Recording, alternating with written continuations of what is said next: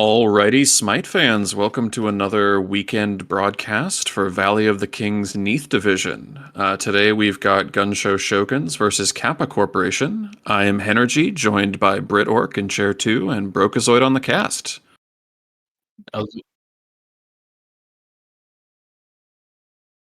And right off the bat, we're starting off with some pretty typical bans. We've got the Vamana getting taken away, as well as the Kukulkan, and then the Bologna and Bake Kujira. And finishing off, we got an Osiris ban and a Mammon ban as well. All of which really good picks right now as Athena gets picked up first for the Gunshow Shoguns. Meanwhile, on the side of Kappa Corporation, they're picking up Sobek and Merlin. Yeah, and they're just ripping through these bans and picks here, with the Achilles and Hachimon getting locked in as well. And then there's a character you don't see terribly often, with Charybdis being the final pick for the top half of the draft. I mean, it's a fairly safe pick, especially into someone like Hachi, who's just dominant right now in ADC. Very true, but she certainly has been all over the place meta-wise. I have to wonder if there isn't a better pick that they could have gotten, but they're going to just keep on pushing through and lock in the Kama, Giannis, Nike, and Ratatosker. We don't even have a chance to talk about it. They knew exactly what they were picking up for this game. Both teams knew exactly what they wanted to play. So, and honestly, good on them. Good on them. Both of these teams have some pretty potent firepower on them. Is there a draft that you're liking more than the other? I'd say Gunshow's draft. I think they have that Athena, he's probably one of if not the best support in the game right now. Hachi as well, the best ADC in the game. Giannis exceptionally powerful, even with into that Ratatosker who can bully him. And then in the solo lane as well, they have Achilles versus Nike, which is just an easy match. Should be an easy matchup for Achilles every day of the week. Yeah, I would generally echo those sentiments. I think Athena is in a very good place right now. I do like the Sobek pick. I wish it had been paired with a slightly more aggressive ADC, but can't have everything. I am interested to see how the Merlin plays into the Giannis, because I do think Merlin offers better objective shred come the late game if it gets there. So we'll have to see how that matchup plays out. Yes, but with the Merlin, they do have the better objective shred. However, they don't have the secure like Gunshow do. Excellent point. Mm-hmm. And also a pick I haven't seen in a while. Kamazots. He was played quite a bit in the SPL a while back, but I haven't seen much of him recently. No, he's kind of taken a little bit of a back seat, and honestly, he hasn't really been changed all that much, so it's kind of surprising. Really potent pick here, does quite well into Merlin, which is kind of why I think the pick makes sense here. Does okay into Ratatosker, but not great. I'll be interested to see what this jungle matchup looks like as the game scales on. Yeah, most jungle matchups really is just into Ratatosker is basically just as you described it. It's all right, but not great. Ratatosker just has that one-shot potential no matter what build he goes. He really does. Really flexible jungler in that way, too, because you can build him so many different ways, and he still does basically the same thing. Mm-hmm. Now, having said that, yeah, and as we get in game here, obviously people have more or less adjusted to the new meta with the new season. Are there any build decisions that stand out to you so far? No, not really. Both supports going War Flag, which is definitely the smart choice right now. Definitely the best support starter in the game. Not much really to talk about, except both solos as well, both going Jotuns first off, which again I haven't seen recently. Yeah, that seems very reminiscent of the end of last season, where we saw a lot of warrior solos kind of picking that up. I don't love it. Yeah, I doubt it's going to be good with the changes to lifesteal, but we'll see how it goes for them. They still get that movement speed as well, which could be very useful for them. Yeah, that's a very good point. Yeah.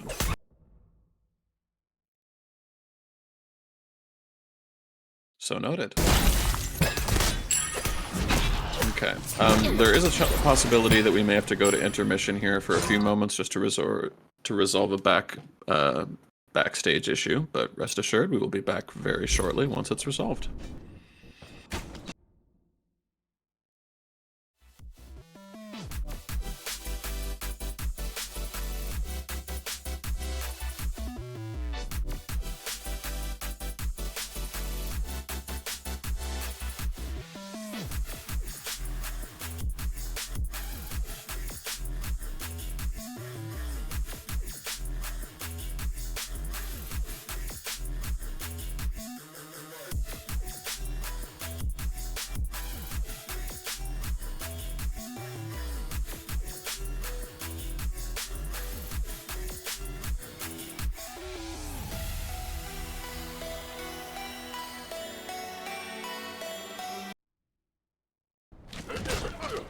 Alrighty, and we're back. Thank you for your patience there while we resolved something. And we're back in the duel lane, where we get some classic boxing and poke. So far, some pretty good damage on the Sobek there. Especially, but Athena Taunt is really dangerous, especially in the late game. As we see both junglers as well coming up. Yeah, and we see this a lot. The early rotation just to secure the early shield buff and the neutral camp. Always a matter of contention. Unfortunately, Gunshow might not be able to get much off of it, as Sobek did in fact buy some wards early on. Yes, and I always love to see early ward numbers. We're going to see some aggression out here, but it doesn't look like it's actually going to amount to anything. Just a slightly missed opportunity. Yeah, which we see a lot of. Definitely a well-timed dash by Hachi there. If he gets hit by the red stun, he's most likely dead. Especially since Rat had just got level 3 as well off the wave. Yeah, the early Ratatosker pressure is really quite something, and I think you're absolutely right. That's probably an early first blood. Unfortunately, they did start the Sonic coverage. They did lose some of their farm from the wave due to Rat leeching as well. They did, but I think they'll be able to reclaim that as the game goes on. It's really not too significant. The solo lane, Achilles just doing Achilles things. Yeah, now you mentioned early on that this is a fairly good matchup for Achilles. I do think it becomes a better matchup for Nike. Like, she's still going to be not favored in it, but I think she does better as it scales onward into the late game. She definitely does good in the late game, but definitely Achilles will always have the advantage in that matchup, especially since he can execute through Nike. 100%. But what you're really getting Nike for is not necessarily to win this lane, but just for that team fighting presence. Those massive slows, the disarm, the shred, just accomplishes like different things than Achilles can. Like not better things, just different things. So. Oh yeah, of course. I would love. I know we're not going to, and we actually have some aggression breaking out onto this right side here. Ratatosker going onto the Achilles, and it looks like he's going to get saved by the Giannis ult. But we are going to see First Blood go onto the Kamazots here, picking up the kill onto Nike. Yep, very well played there, honestly, by Kappa and Coppery. They did manage to keep themselves between Achilles and his tower. Unfortunately, they weren't able to get anything from it, as they did split up and Dashi ended up paying the price. He did indeed, and I'm not quite sure what the logic was for splitting up there. It's also worth commending the Giannis rotation, even though he didn't really participate. Having the ultimate just to give Achilles an easy out was critical there, for it to not be afraid. Definitely a smart play as well. It also gave him the means to rotate over, so they could also steal that second blue buff coming up as well. That's going to put Nike behind as well, and give Achilles an even bigger advantage in the early game. Yes, excellent point. And at this point, too, I would expect, I guess being the solo laner that I am, I always look for solo laners to pick up some early wards after they get that early kill going their way, and I haven't seen that yet, so I'm kind of wondering if we aren't going to see a follow-up gank from Kappa within the next couple of minutes here on the Nike again. But yeah, Achilles is going to have the run of this lane for at least the next 3 to 4 minutes until Nike can get the ultimate back online. Yeah, I'm a fellow solo main myself, so I definitely agree with you what you said, that to get some wolves after being killed by a gank like that. Yeah, and how rare is it to have a cast with 2 solo laners? Like, I feel like that just doesn't happen. Everybody's always in the middle or over an ADC. But yeah, exactly. A couple of support in there. Yeah, I am kind of surprised we haven't, like, we've seen the one Ratatosker foray over into the left here, but we really haven't seen much other aggression, like, besides the little bit of early boxing. And I guess they've kind of made the decision to focus on this solo side. Is there a place you'd like to see more of this jungle aggression? Definitely in the duo side. They have that hockey pick, and if they can pick that, oh, as you predicted, just right through the shield. Yep, like I said, that's why you pick Achilles into Nike. Plus, you also cancel a wave clear as well with just one. It's overall just an incredible matchup for Achilles. It is, and I have to wonder, like, personally, I end up banning Achilles in a lot of my ranked games just because I find that to be a really tedious matchup, even though I'm not a Nike player. Oh, we're going to see some aggression break out here, and Charybdis is going to fall to that powerful Kappa damage. Ratatosker going to rotate in and get a follow-up kill onto the Hachima, and Sobek forced into the lurking in the waters. And that is going to be another follow-up onto Sobek, so double kill going the way of Sneaky Dreams on this Kappa for the killing spree. Definitely well done by him. Shrimp and Shire definitely made a mistake by going into his ult instead of his 3. as well. He tried to play Yeah, aggressive into that, and he paid the price when Kappa showed up. he did indeed. And there's not too much you can do at that point. You just kind of have to take your lumps and learn from the next engagement. Mm-hmm. Now, with all of that being said, that has given the Order side here about a 2k gold lead, which is not significant, or not hugely significant, but they definitely need to be careful that it doesn't blossom out of control. I mean, it's a 2k gold lead in like at 6 minutes in. That's definitely a really good lead for them to have. Oh, absolutely. Yeah. If that keeps growing, then this could be an easy game for them, no doubt. Definitely could. Gonna see a little bit of back and forth here over the mids, but I would kind of expect that at this point in the game. Oh, that's unlucky. Another kill going the way of Achilles onto the Nike, and yeah, if you're jungle, you're probably gonna want to avoid that lane if you're Chaos side here. At this point, the best thing Dashi can do is just sit back and farm. Yeah, that's about all he can hope for. Well, that can be hard with the sheer amount of aggression Achilles has in his kit. Yeah. It can be difficult, and it also can be difficult when you have a Camazotz that's as far ahead as he is right now, picking up a 4th kill in just under 7 minutes. That's just so much early damage, already itemizing towards that Transcendence, which is going to be even more. You're definitely going to want to look to shut this Camazotz down. Yeah. The recent Transcendence changes as well definitely made it a really good viable. Definitely made it viable again in jungle. Yes, very much so. Definitely not as prohibitive to the power curve, I think, as it used to be. Not as time-consuming to stack. So, excellent point there. But the recent changes as well, they made it so adding flat pen, I believe, instead of cooldown reduction to it. Similar to what they did with the magical stacking items as well. Yes, exactly. And it's definitely made some junglers, I think, a little bit more viable than they might have been otherwise, just because I guess it's less prohibitive in that way. Yeah, I'm just trying to think here. If I'm Chaos side, I'm trying to think of what the play is to kind of get back into this game. I think we've kind of talked about the Nike a little bit with just needing to focus on the farm. If you're, I guess, we haven't talked about mid much. What are you trying to do with this mid lane to kind of restore balance? Right now, Merlin definitely, it's still pretty even in the mid lane. Mm-hmm. Merlin's early game isn't as good, but as we get into mid and late game, we'll definitely see him pumping out some damage numbers, even if he is a little bit behind. It's just Merlin thinks he has 6 abilities, pretty much. He does indeed. Yeah,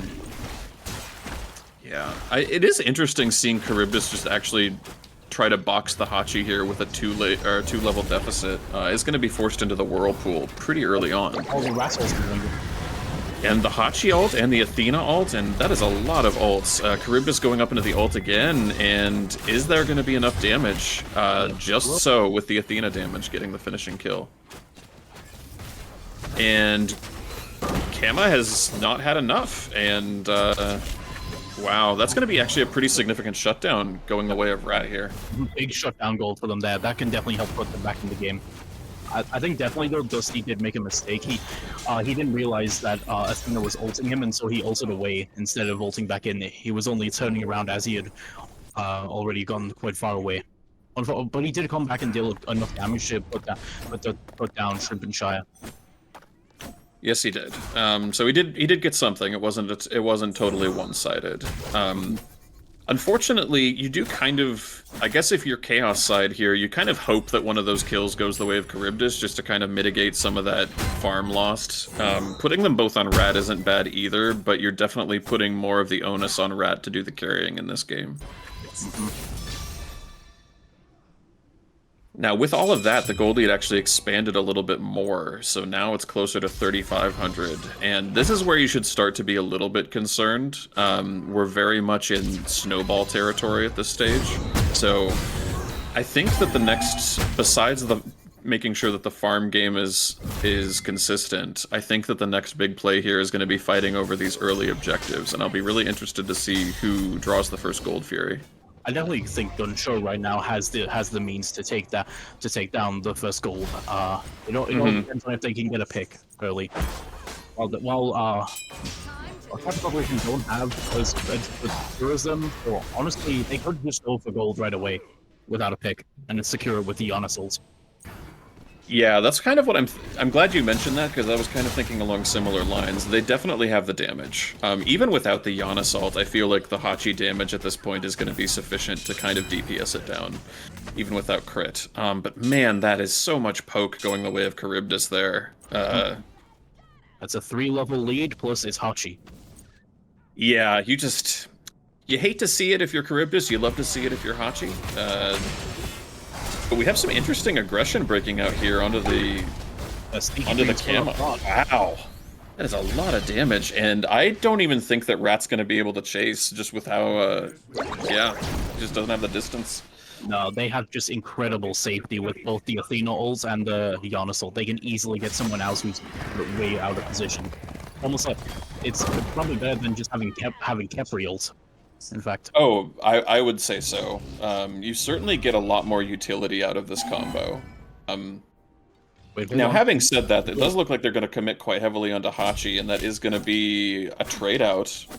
Oh, a trade-out onto the support, and Rat was able to get away. That's huge. Yeah, that's definitely worth. Yeah, you'll take that trade anytime. A slightly underleveled Sobek for a overleveled ADC. Yeah, that easy trade. Well, we do see ourselves now reaching a 5,000 gold lead. Oh, yeah. The Gunshow. Yeah, they have done an excellent job of maximizing their impact on the map. Like, they're really utilizing these global and semi-global ults. Actually, I guess they're all global on this team. I can't say semi-global here. Utilizing these global ults to really, like, exert pressure on various points of the map. And we're gonna see a little bit of a grouping on this left side, on Chaos side of the Gold Fury.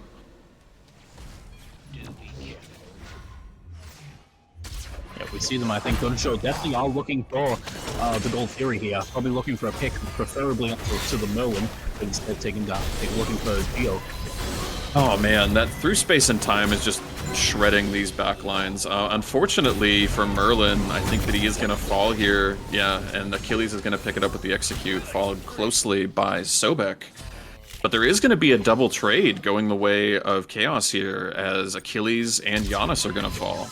And that's huge if you're Charybdis. I think that got her like a level and a half right there in farm. Yeah, it looks like Gunshow might be looking for gold here anyways. Oh, this is bold. I love it. They still don't have the secure. They need to be careful because the Rat's watching.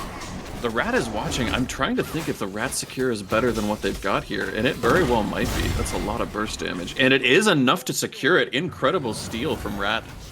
Yeah, you definitely can't underestimate Rat's damage, especially when he goes that Akon. Yeah, well, I'm happy to be proven wrong. I didn't think he had it in him, but it makes for great content. Yeah, and that's going to be huge in reducing that gold deficit. It was at 5K, now it's at about 2,700, and you gotta love that. Definitely big for them to steal that away from Gunshow. It definitely could end up putting them back in the game. It definitely could. Now, here's kind of an interesting build diversion. We've been talking a lot the last few minutes about duo and mid side. Looking at solo lane builds, it looks like Achilles is optimizing toward that prophetic cloak. I don't see that item terribly often in solo. How do you feel about that as a pickup? I definitely think it could be good to build on Achilles, especially because he definitely has some of the best poke out of the solo lane. Mm-hmm. I personally don't build it. I don't enjoy building prophetic much on solo, but definitely smart choice if he can get the stacks. I would tend to agree. I don't enjoy building it on solo either. I find that it takes quite a lot time to actually stack. Having said that, Achilles has made some great rotations, so he should be able to actually get some of the stacks on it fairly quickly. But I would tend to agree with you, for sure.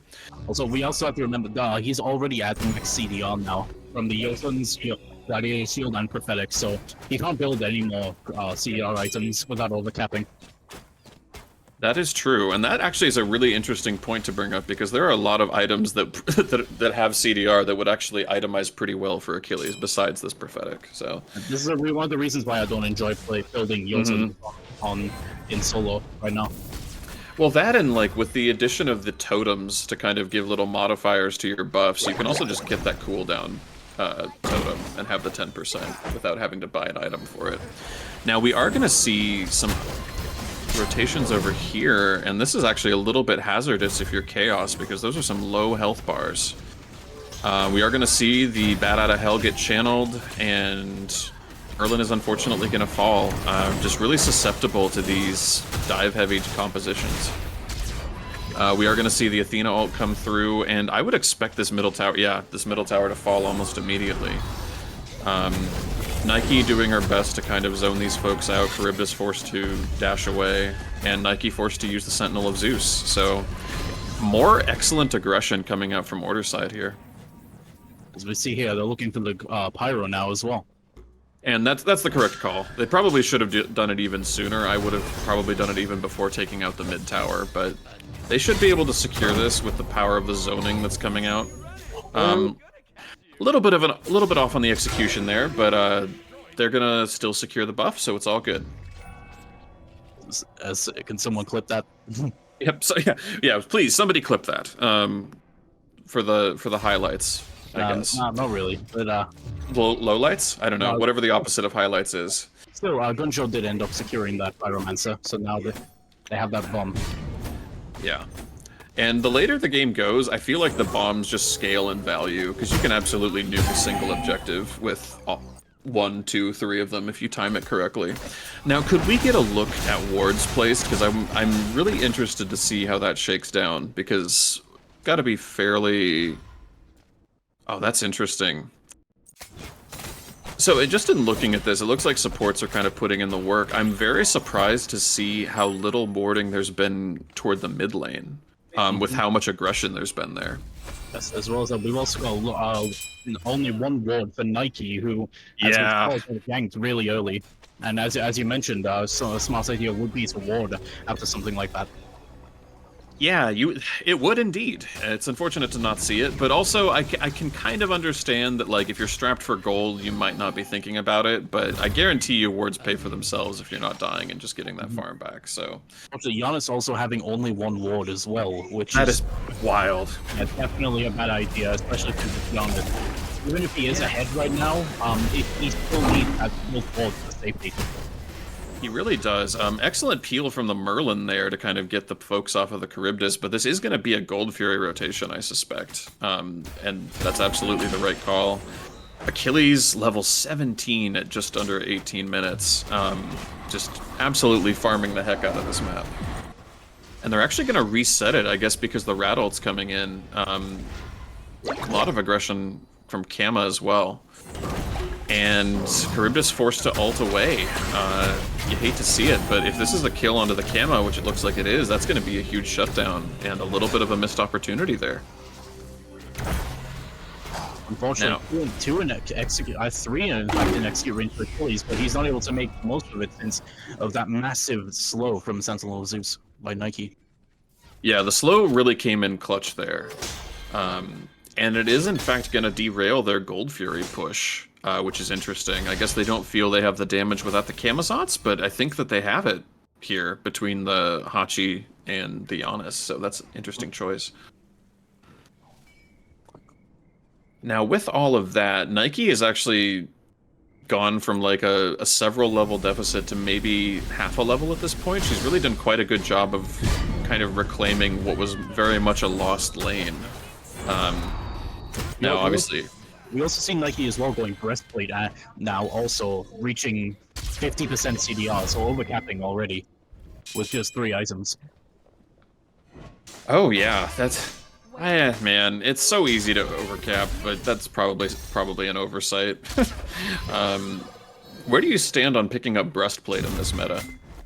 I definitely think it's all good on some picks, like Odin, good one. Yeah, actually, that's an excellent example. That's a perfect example. I think breastplate is overall just better to have than Yosin's if you want to go that way. Yeah, it feels like Jotun's is an item that you end up selling at like 30 minutes once you've gotten like the maximum benefit out of it. And again, also as well, most solo laners who would benefit from it also benefit much more from breastplate of regrowth. Excellent point. And there's an item that we don't see, at least I don't see it terribly often anymore, but yeah, great item. It's definitely one of my favorite items to build in solo, especially on Guan Yu, Achilles, Hercules, anyone with a healing like that. Guan Yu's. Go ahead, sorry. No, It's definitely a good choice for anyone who has healing, because it's not just the power, but also that movement speed. Especially on someone like Hercules, gives you incredible chase potential. It really does, and I'm so glad that you brought up Guan Yu. I keep hoping that we're going to see a Guan Yu in one of these games, because I feel like he's so valuable and so slept on with just the utility that he provides. But Yep. all of that aside, it's been now, we've hit the 20-minute mark, so I would expect us to start seeing some of these FG rotations, and some probably better warding, honestly. We're really just seeing a huge imbalance on ward order here. But it does look like they're going to be able to pick up a second Pyromancer completely uncontested. And that means a tower. That means the bulk of a Phoenix. So Now, once again, let's come back into the 5.5k gold. it does indeed. And Athena actually going to go too far forward and fall. Camazot's forced to go into the Bat Out of Hell very early, only to be chased down by Rat. And that is just a lot. But a huge turnaround from Giannis to pick off Rat. And we got ourselves a scrap for 1-for-1 so far. Now, with all of that, the health bars might be slightly favoring Chaos here, but that could change in a heartbeat considering how heavy the poke damage is. Like that. Yeah, I love it when I'm right. And lots of execute markers for Achilles right here.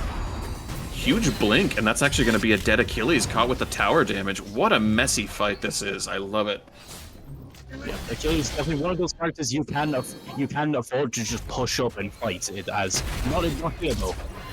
Not here. Yeah, not here. Athena, I think ulting in, but probably just getting a little bit far forward without any adequate follow-up. I think it was more so just also over to get back into the fight. Then, well, sure, but yeah. Yeah, and some more like Athena just doesn't have kill pressure by herself onto a late game Nike. That's kind of funny. No. Now I'd imagine. No, go ahead. I think it might have been more so just as like a little distraction, just to like waste that time. Fair enough. It does look like, okay, a Nike is going to finish up the Oni Hunter's garb, so that's a little bit more typical. Now both solo laners with the Oni Hunters, just great for the damage mitigation, great for somebody like Nike or Achilles who wants to get in there and just be in the middle of these fights, have people all around them. That is going to be a lot of aggression onto the Sobek, who takes some decent poke from the Vortex. Oh, okay. Wow. We've seen some premature ults today. That might be the most premature. Luckily for him. That was definitely just a factor of that. Well, it probably was, but I'll give him the benefit of the doubt. We'll just say it's caution.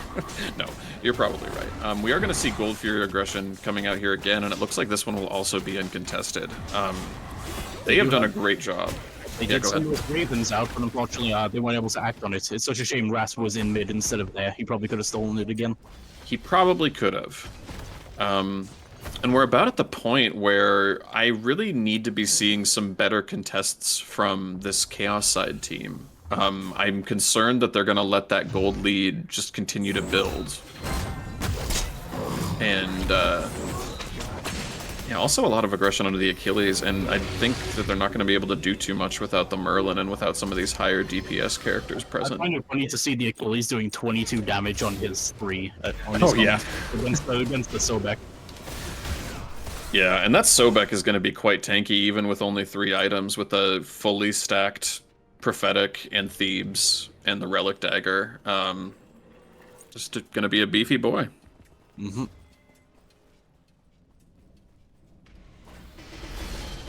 Let's see here. Now, we haven't talked too much about damage this game, so looking at those numbers, it's not really a surprise to see solo laners toward the top. A lot of that's just going to be the poke damage.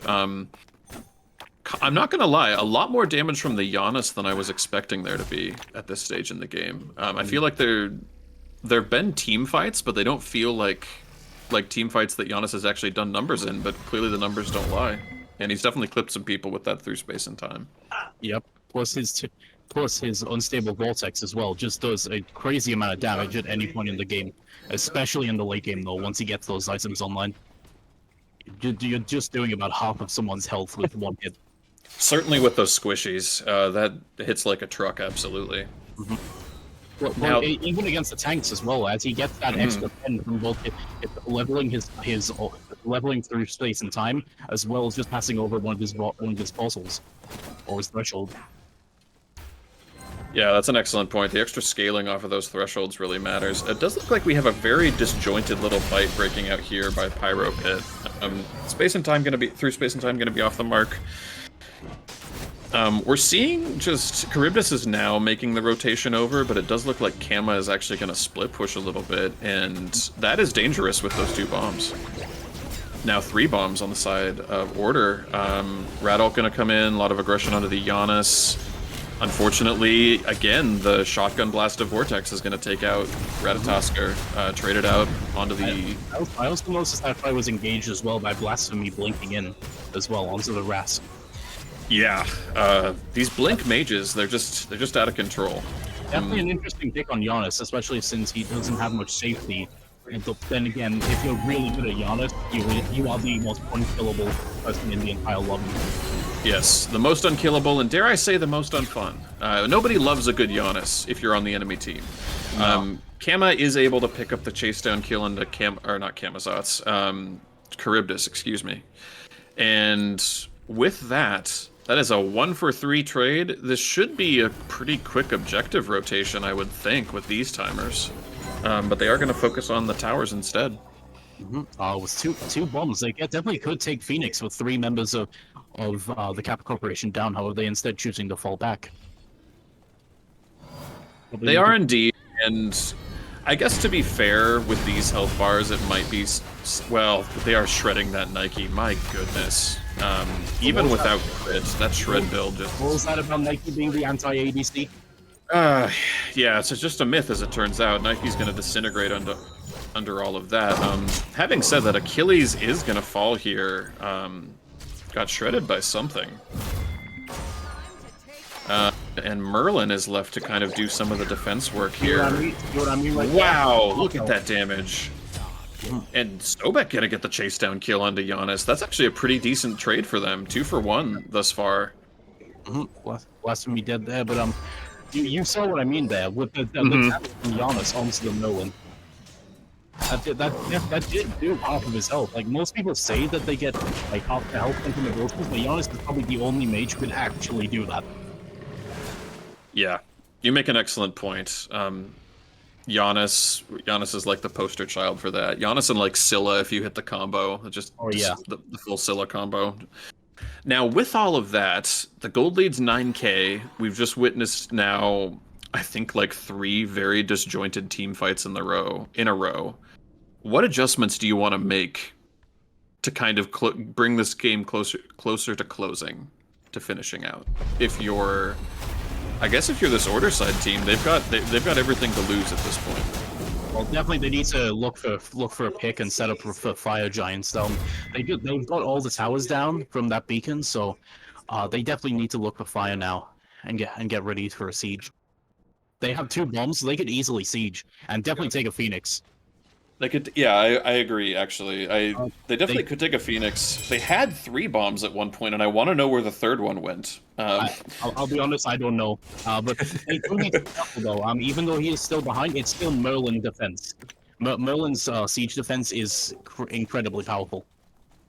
Very much so, and I'm really glad that you highlighted that, because I mean, obviously people know that that's a value that Merlin brings to the table, but you really see it in this in the 30+ minute range where he's just full clearing everything and poking from a distance. Yeah. Well, wow! Ooh, interesting. What a trade. They needed. Now, if Sneaky Dreams can get out. Well, and Sneaky Dreams, like, even with the Athena peel, he's still got his ult and beads and blink, so I don't know what the logic was there.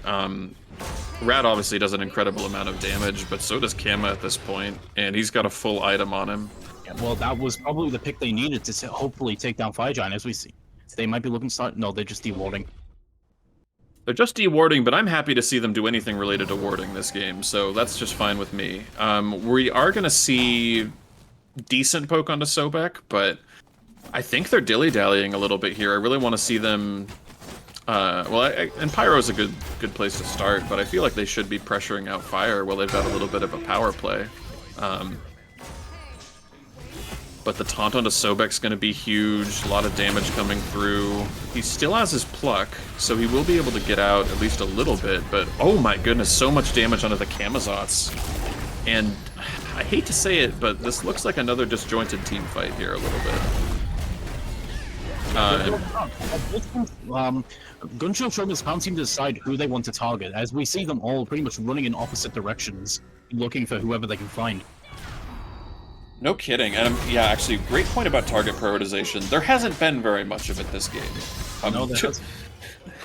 I have to wonder if there's a more efficient distribution of damage that we could be seeing here. Mechanically, Gunshow probably are the better team. However, they, like you said, they don't seem to have much in terms of target prioritization.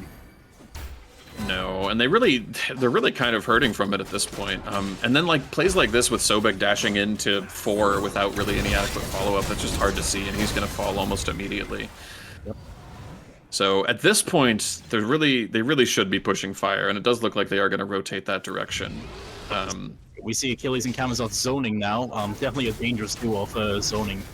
Because they both have incredible goal potential. Simply because Achilles has that execute and Kamazoth is just Kamazoth. Yeah, he's got the execute, he's got quite a lot of damage with that Sundering Axe upgrade. And we've got... Wow, we're gonna see it again, but Rat is gonna be able to escape this time. And Nike actually gonna, I guess with the help of the Fire Giant, gonna clean up the Athena. And in a repeat of what we've seen so many times before, Rat's gonna fall to Giannis. We just have a classic bare knuckle brawl here, in what's gonna amount to a 4-2 exchange, maybe a full team wipe. Yep, that's a team wipe with Geo only just coming up, preventing it from being a deicide.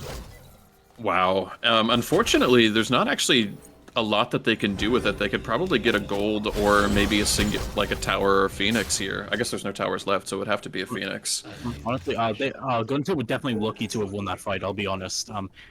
With Sneaky Dream walking into mid instead to chase down the rats, they didn't have much in terms of zoning, and they could have been with that down point. Yeah, definitely taking advantage. I think if both of these teams were to take something from this game, it's that target prioritization has to improve. There's way too much scattered team fighting here for this to be useful. But they are going to be able to secure the middle Phoenix, and it looks like quite a lot of damage onto the Sobek again, and the Crocodile's going to fall for a pseudo deicide. No, that was the deicide for real this time. Oh, it was, okay. That's only coming up after Sobek dies. Excellent. I'm so glad to have a better pair of eyes on the cast for things like that.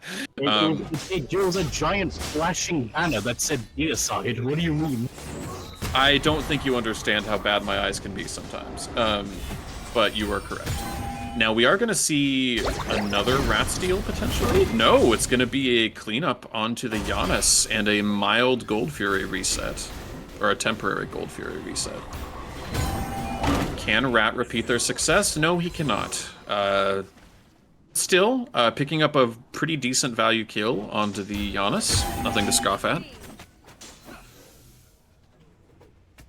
So, you see beaten up in the middle, and neither team is going for it right now. Neither team is going for it. It looks like one team has it warded. Kama is going to finally rotate there to get it. Yeah, I kind of wonder what the play here is. We're not really seeing... Like, we've seen teams cluster around this Fire Giant like 5 or 6 times now, and none of them can take it. So, I guess they're just waiting on, like, a larger pick, like a larger number of picks. Even when they've had deicides, they haven't pushed that lead and hit the Fire Giant, so I'm... They can do what they did earlier, just get one pick and then go for it. They can definitely take it as long as they have the proper zonings that, this time. Instead of having Kamazoth chasing down Rast in mid lane, who has a global ultimate. And speaking of zoning, they are going to lose out on the Pyro there, and quite a bit of damage. Wow, cleaned up by the mounted archery is the Ratatosker. And Merlin, doing his best to survive, is not going to be able to. A lot of damage coming out here. That's going to be a 3 for 0, 4 for 0, just the Nike remaining, and this might be game. Yes, this... Oh. Is that a pause? Oh boy.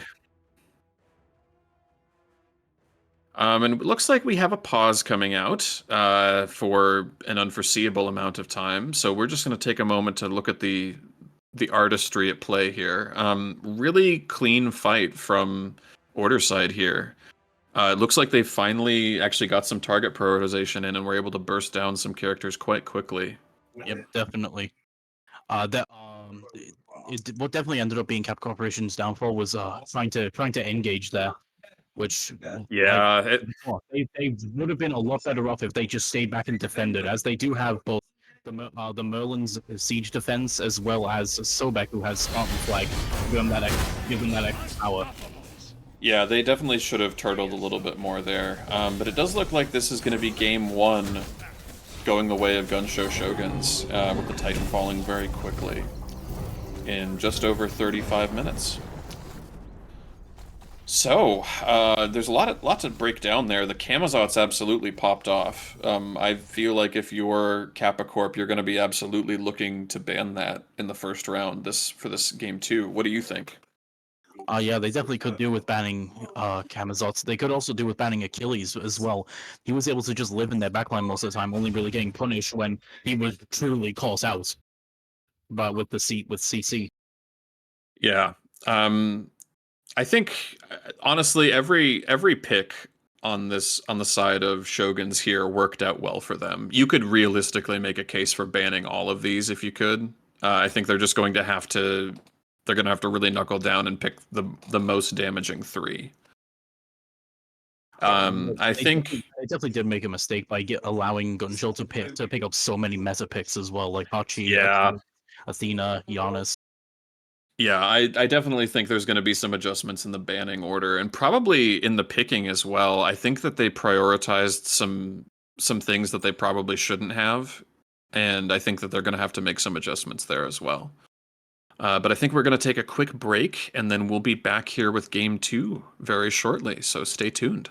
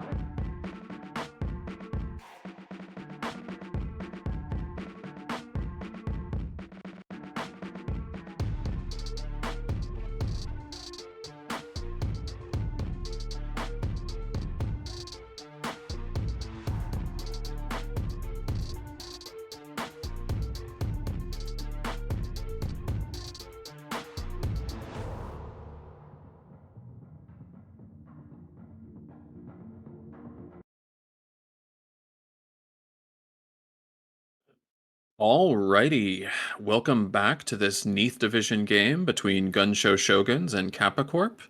Game one saw Gunshow Shoguns coming out on top, and we're now here in game two. As before, I'm Henergy, joined by Britork on the casting chair and Brokazoid on the cams. Pretty back and forth match game one, with Gunshow ultimately leveraging their lead the best.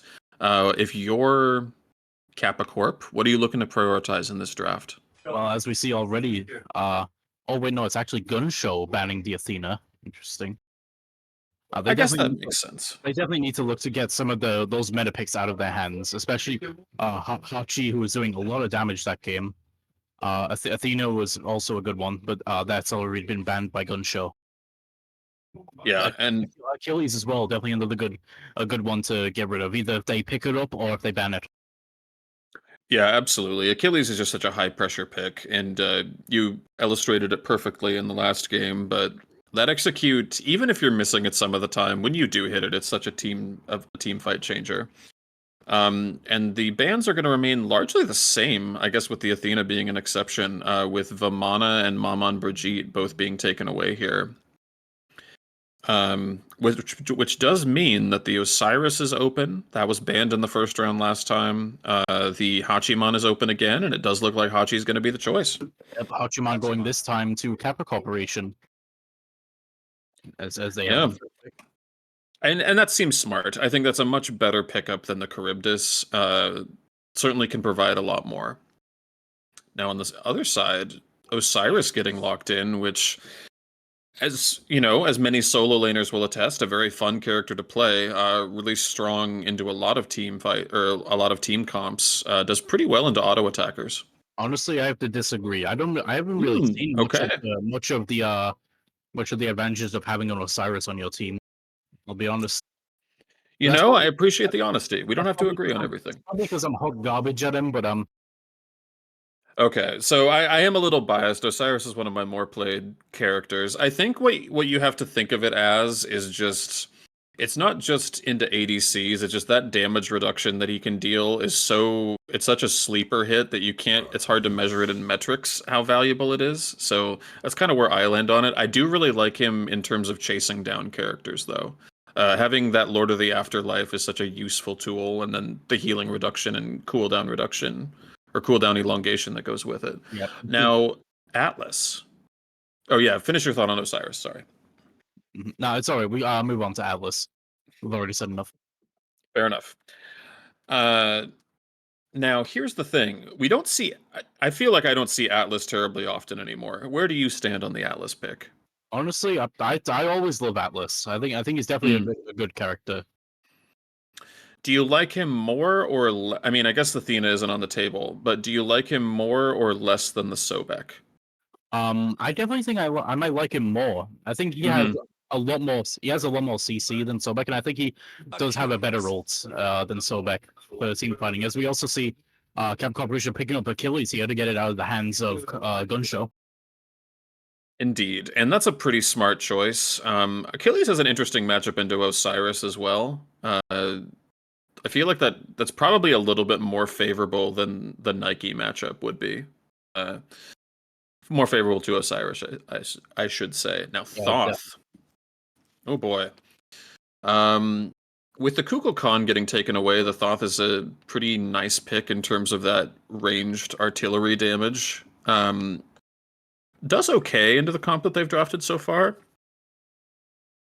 But there are a lot of junglers with good chase down potential that are still available. we see also Ishtar getting picked up into that Hachiman. Definitely a much better choice than Charybdis, because I feel like Ishtar is definitely one of the few ADCs you can play as to definitely have a decent matchup against Hachiman. Yeah, and yeah, the scatter shot, the arcing arrows really help the clear so much with that. Izanami kind of comes to mind in the same vein. You could kind of match the clear, not perfectly, obviously, but kind of brings some of that energy. Yeah, but Ishtar's certainly a better pick in this meta. And we also see here the last set of bans. We have the Thor and Susanoo so far, looking to get rid of junglers. Thor always a good ban and pick, simply because of the Hammer of Dawn. Well, No argument there. Anvil of Dawn, my bad. No, it's cool. We all do it.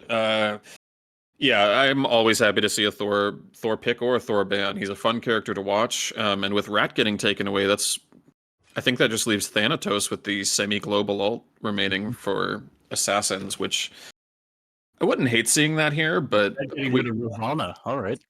yeah, I don't hate that. I think Robin does pretty decent into Thoth, so I can definitely see why you'd want to get rid of that. Yeah, the Susano was definitely also a really good choice to get rid of with the Thoth. Yeah, absolutely. Now there are still some junglers remaining that do pretty decent. I kind of doubt we'll see Fenrir. That just is Yeah. kind of fallen off. Yomi is definitely Oh boy. I love the character. I don't know how well it slots into this comp. Talk to me about the Tsukiyomi. I mean, I love Tsukiyomi as well. He was my first diamond god Oh, to. excellent. Yeah, but he's honestly Tsukiyomi is just really good now that he's got the change to his 2, where he's Hmm. now lockup immune. He's really good now. But we see Ganesha, who's definitely gonna play really well into Tsukiyomi with both the stun and the on-demand silence. Yeah, I mean, Ganesh is such a great support character in general, just being able to slot into pretty much any composition and have it work. But especially into this comp, I think it's a good one. I think Oh, Ganesh does pretty decent into Ishtar as well. oh yeah, definitely. Now, All they need now is a jungler for on the side of Cap Corporation. they do indeed, and it is going to be it's going to be Amazon. Camo. All right. Amazingly, it made its way through 2 rounds of bans. Now all we need now is a mid on the side of Gunshow. It's we have a few options available. So the Giannis, Agni, Merlin, quite a few options available to them. Yeah, uh, yeah, they have quite a few options. Still kind of amazing that Giannis didn't get banned and Yeah, made its way all the way here. yeah, they They do definitely. also have an option for maybe. Or they could Oh just throw wow! all logic out the window and pick up Raw. As we, oh I yeah, l- I just noticed they swapped out Blasphemy for Hershey in the mid lane. good call out. Yeah, that's. I'm not familiar with Hershey's game, but I'm I'm interested to familiar see with how that roster change. Hershey's Raw. It's pretty good. I'll be honest. But Well, I'll take your word for it. I'm we'll have looking to see forward to how this. it goes, especially into this fourth Camazots. Yeah, I feel like the Raw is going to suffer from a lot of the same weaknesses that the Merlin pick does in terms of getting away. Um, because he does have the slow immunity, which is great into a Kama, but still relatively immobile. Um, Now looking at this comp, I feel like this is a much more even draft than the last than game one. What do you think on that? Definitely much more even draft. The only pick I'd say is off as well. I mean, you could probably guess I mean the Raw. the Raw, yeah, the Raw is a little off. I'm still not totally sold on the Tsukiyomi, even though I love the character. I desperately want it to work, but it's going to come down to execution. Mhm. Um, the one I don't. The other concern that I have about the Raw is not so much the pick itself, but there isn't a lot of setup for the Raw. Obviously, a good Raw player isn't going to need much setup, but you want to give your guy every advantage you can, right? So you want to have at least a little bit of something. They do have really good setup from the Atlas. That's Yes, but that's about it. There's Mhm. really Osiris can't really provide you a ton of setup. Like his setup is all really conditional. Tsukiyomi really just has the stun. I guess you could probably get a little bit off of the Ishtar, but you are missing that like massive AoE, like Hunbat's ultimate Thor stun sort of thing. But Yeah, but we're talking about all this. I mean, watch Hershey. He's just gonna hit every single Raw ult through pure skill alone. and if that's the case, I'm fine with that. I'm more than happy to see a standout raw performance sans setup. We just don't see it enough anymore. No. So now with all of that, kind of an interesting build devolution here. It does look like Osiris is going to go towards that Death's Toll. We've seen Death's Toll a fair amount on these auto-attacking warriors. We also see Warrior's Axe in this spot. I, Do you have a I preference between the two? definitely just comes down to playstyle. I mean, if he wants to feel safer in lane, especially against the Achilles, then Death Soul is a good option. But if he wants that late game, then he's definitely gonna go the Warrior's Axe. If he wants to like fight early and then go into the late game, he's gonna have that extra damage from Axe of Animosity. Absolutely. And both are good. We've seen a lot of the, particularly Bologna, but it's also true for Osiris. We'll end up seeing a kin size get slotted in here, so his DPS isn't going to probably hurt too much, but Acts of Animosity certainly doubles it. It potentially couldn't be it could potentially be an executioner, so we can grab the glyph. But also true. We'll see. Yeah, I'm looking particularly here at how this jungle matchup plays out and how this mid matchup plays out. I think that that's where we're going to see quite a bit of action, given both of the mid lane choices and how we saw jungle play last set. I definitely think Tsukuyomi could win the matchup against Kamazox. He can stay out of Kamazox's range through his ranged ults, and with his ult, he can track Kamazox even while he's up in the air. That is true, and I do love that for him. I think the downside is, I think both of these guys are not really early game junglers, so it'll be a question of who's able to kind of farm better and get those items and abilities leveled up. But you definitely make a great point, and the damage mitigation that he gets in his ultimate as well is really helpful. Yeah. We also see another change in the roster as well. Geo and Krusty's swapping places. Oh, that is interesting. Yeah, I didn't notice that. So support for mid, making a little switch. Now with all of that, it doesn't look like we're actually going to see quite as much aggression. I mean, maybe I spoke too soon, but we'll have to see how this shakes out. Definitely looking for a fight in mid here. They are indeed. And I would expect, yeah, that exactly like that. The Tsukuyomi is a very good pick into the Thoth. Still not quite in range there, which you saw. It was just barely out of range, but still good damage on Thoth.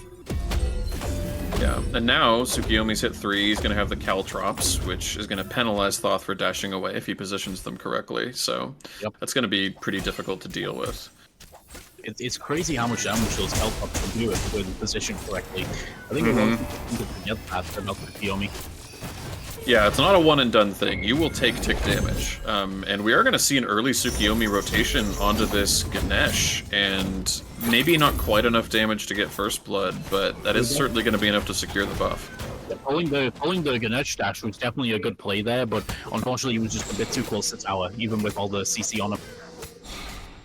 Yeah. Now, it is worth noting, some of the relic choices have shifted a little bit as well. It does look like Atlas has picked up an early meditation, and we've got a sprint on the side of Ganesh here, so no shell available. Yeah, the sprint is definitely a good choice into the Atlas, considering how many slows it has, as well as the Tsukuyomi Caltrop. Yeah. The late game as well, for Osiris' massive slow as well. They have a lot of slows on... In fact, they have a lot of slows on their team. So they do indeed. The sprint is definitely a really good pickup here. Yeah, I agree wholeheartedly with all of that. Thoth gonna take quite a bit of damage from Raw. The blind, the Searing Light really, or not, is it Searing Light? I don't ever remember the name of the two. That's okay. The blind, does quite a bit of damage. It's not just a utility and slow immunity. Yeah, I prefer leveling the healing after the one, but I mean, if you want to play like a flashbang, then go for it. Indeed. And this is an interesting solo lane matchup to watch. We're seeing the Osiris kind of get poked out a little bit. I think for Osiris to do well, he kind of has to be fighting a lot, not just doing this ranged poke onto the minion waves, and that can be very dangerous to do when you don't have wards up. Hold on. I think Hershey might have actually hit Geo with a roll there. Wow. Yeah, Hershey with the old town, and Geo is at very low health compared to what he had a bit earlier. Already making an impact on this Raw.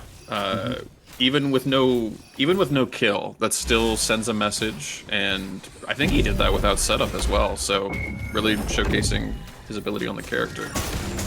I definitely think Cap Corporation so far are playing the early game a lot better than they did the first game. Yeah, I would agree. I think the picks work better for the playstyles that they have. Clearly, the little position swaps that they've done have worked out a little bit better too. So, now with all of that, we have yet to see a kill. Let's take bets now. Where do you think the first kill is going to be? First kill, it might just be right now. Well, I hope it's not right now, because that makes for a not very exciting bet. But that is going to be the Ganesh will get popped. That very much depends. Both in the dual lane right now on the side of Kappa Corporation are low, but we also have to see that his Kamazots into Ra, he could very well easily kill Ra if he's pushed up a bit too far. He could indeed. Now, Ra does have the ult back up again, and also has the Aegis. A lot of aggression onto the... Oh, wow! First kill. There's the first kill, followed closely by the second in the trade-out. I did not expect Atlas to get that. Don't underestimate the damage from that with this one. But here we see... and there's that Tsukiyomi. Atlas may have fell for it, but they did get first blood and 2 kills from it. Not bad. Taking out the jungler, getting a kill onto your jungler, and your Ishtar survives. Hard to argue with that as on a success level. Could we get a look really quick? It might be too early to look at wards, but I'd like to see them anyway. Oh boy. Yep, seems about right. Yep, that's 5 minutes in a ranked game.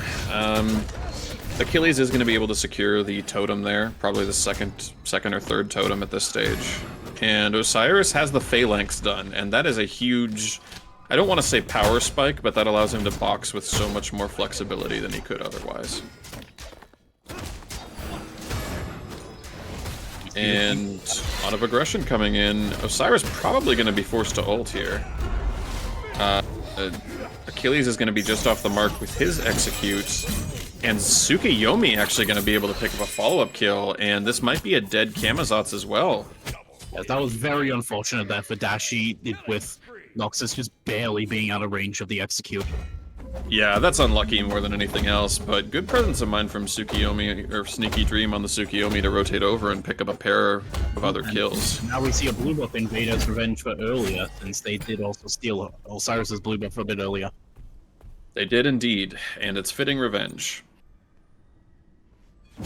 And with all of that, pretty inconsequential gold lead. We're going to see Atlas throw out some poke, but really not too much, although quite a bit is being returned onto him.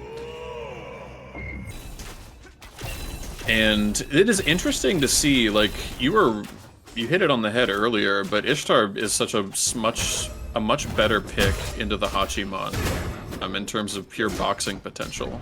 Even though she doesn't have the damage boost on her, I believe it's Storm Shot. Like I believe so. Yeah.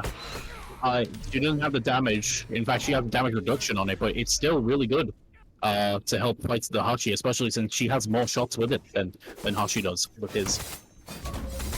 She does indeed. So it is interesting that she's been able to leverage that as well as she has. Some classic solo lane, 2 slabs of meat just going at it with not really anything happening for it. Yeah, that's also I feel just Osiris in general. Yes. Well, at least that's my experience. Like Osiris is just holding down W key and not accomplishing anything. Now you say that like it's a okay. Well, you say that like it's a bad thing. No, there's definitely some W keying going on, but I think that's in large part that's just how the character goes, and for some people you vibe with it, and for other people you don't, and that's okay. Although I feel like that's how Bologna kind of plays as well, just a lot of aggro. Yeah. Gonna make a little bit of an effort to steal, but the teleporter is active now, so we didn't really see much teleport usage last game.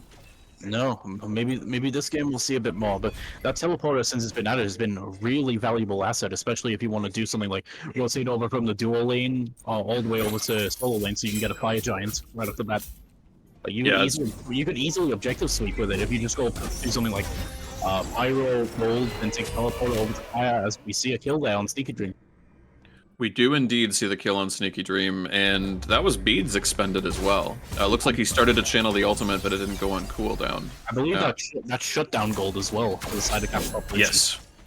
Yes, it should. I think that gave, like, maybe a level to Kama right there, which is huge. And we are going to see the Dharmic Pillars come out, and quite a lot of aggression onto this Ishtar. She's very much caught out, and it does look like she, barring a miracle, should fall here. Yeah, she got pinned in between the pillars, Ganesh and Amazot there. She couldn't do much to get out. No, she really couldn't. That was excellent pillar placement from Krusty's there. And that's going to be 4 kills onto Kappa. So teams are tied up basically in gold and in kills. We are going to see the Gamma Ray Burst come out and Piercing Moonlight activated again. And this time, oh boy, unfortunate for Tsukiyomi there. Just Kappa had the right timing on what he needed to do. Searing Pain going to come out to give Atlas some cover, but that'll probably be a disengage here, with another kill going the way of Kappa Corp. Very well played there by, how do you say his name? Papak? Yeah, jumping over the Tsukiyomi stun there, yeah. And right behind him as well, anticipating Tsukiyomi turning around with that to get the kill. Yeah, just excellent timing from Kappa there. And Osiris getting the better of this trade a little bit. And it does look like we are going to see the Executioner that you talked about. Because I can't imagine it's going to be this early of a Kins, but that's going to make his boxing so much better. Yeah, Execution is now getting picked up quite a bit on also attack solo laners.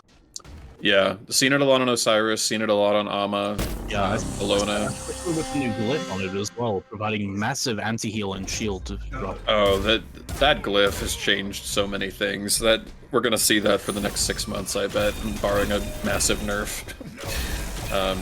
But yeah, Ishtar getting a little bit of the better of the trade here. And with Atlas here, I would imagine they focus this Bastion, get some extra golden pocket. But Ganesh is going to rotate. They might actually try to fight over the Meteor a little bit if it proceeds that far. And unfortunately, Hachi is just quite poked out. Ishtar with the fully finished Executioner is just able to get a lot done. A lot of aggression onto the Raw. It does look like he's going to be able to get out, but that is Bat Out of Hell expended, and Raw's going to be able to sustain through quite a bit of this. Yeah, that could have been a very easy kill onto Papak there if he was playing very aggressively there. So it's a good thing he got out with pretty much no damage taken. Yeah, no damage taken. Really easy to sustain that back up. And Raw is going a double stacking build. That is incredible.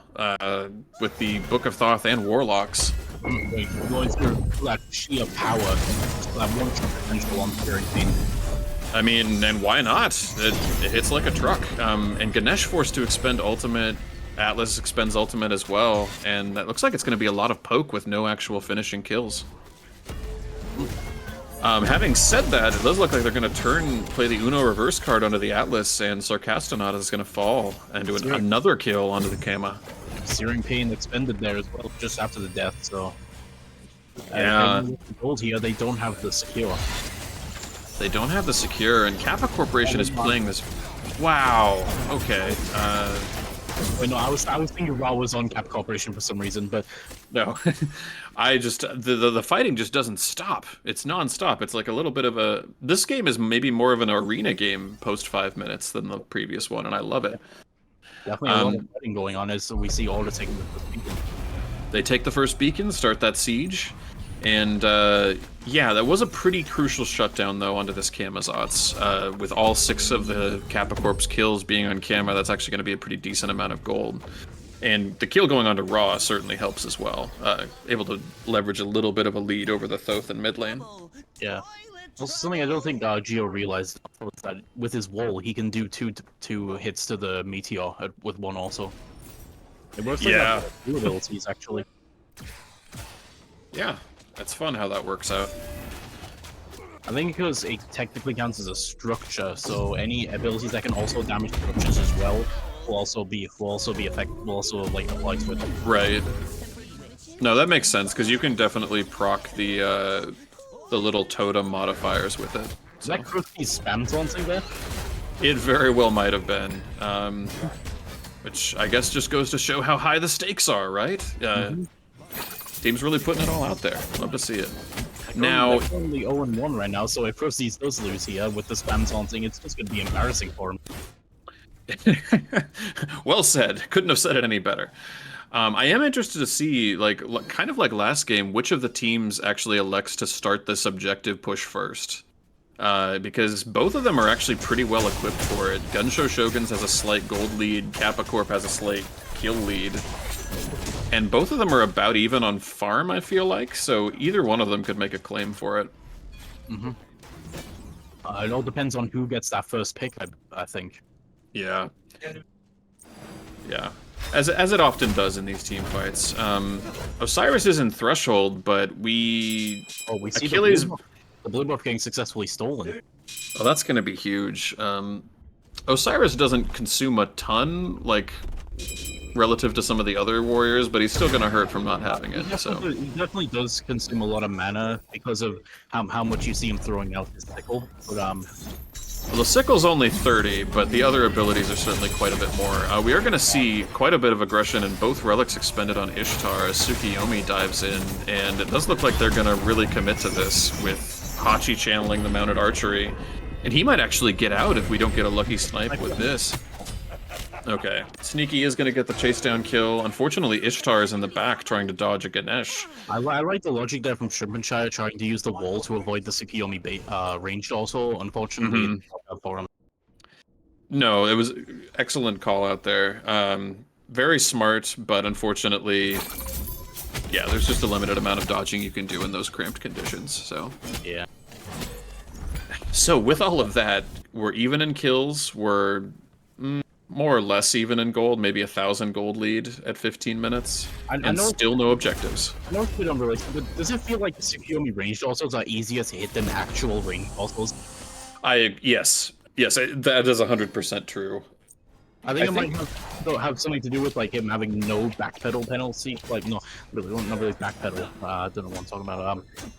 Movement penalty on also wing with him. I don't believe. I think it's that, and honestly, I think it might even be the animation that he does when he's throwing them out. I think that just you can kind of aim it as you're about to throw it. Yeah. I hadn't even thought about that until you mentioned it, but yeah, that probably is why. We see Noxus actually did end up picking up Kinsai instead of the Wow. I mean, I don't hate it, because it's only going to get better the later the game goes. It just seems like you probably could have done better with an early Executioner. Yeah, but we definitely saw some of the damage he was doing to Dashi there with that Kinsai. Yeah, he is going to shred through. Like, I worry for this Atlas come the late game, because that Osiris, or not, excuse me, not the Atlas, the Ganesh come the late game, because he's going to work through him pretty easily. Now, he is going to pick up a Shoguns, which is a great item in general. Certainly a great item for Osiris. But yeah, just look at that shred. He's the damage there. Really quite spectacular. So, we can take a breath now. We haven't had a fight for at least 15 seconds. Oh, damn it. Never mind. Excuse me. I take that back. We are going to see the Piercing Moonlight get channeled. And a lot of aggression onto the Kamazats and the Raw. The Searing Pain comes through. Thoth Beads expended.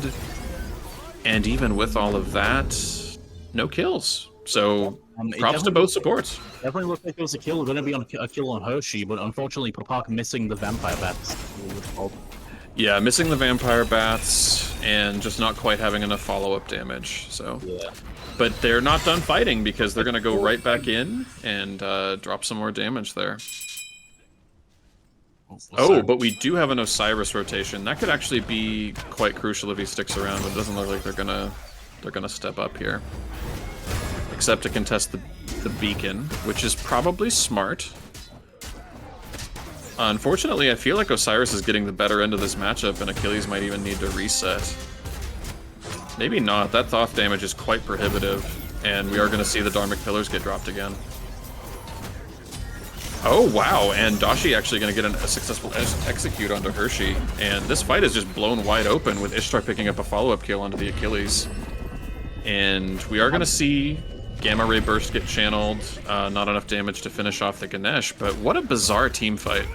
Yeah, I believe it was just cancel his back and waste a bit of time for him, but definitely I believe that execute from Achilles might have been like just barely on the border of being in range of health. Right. Really close for him. Still very close.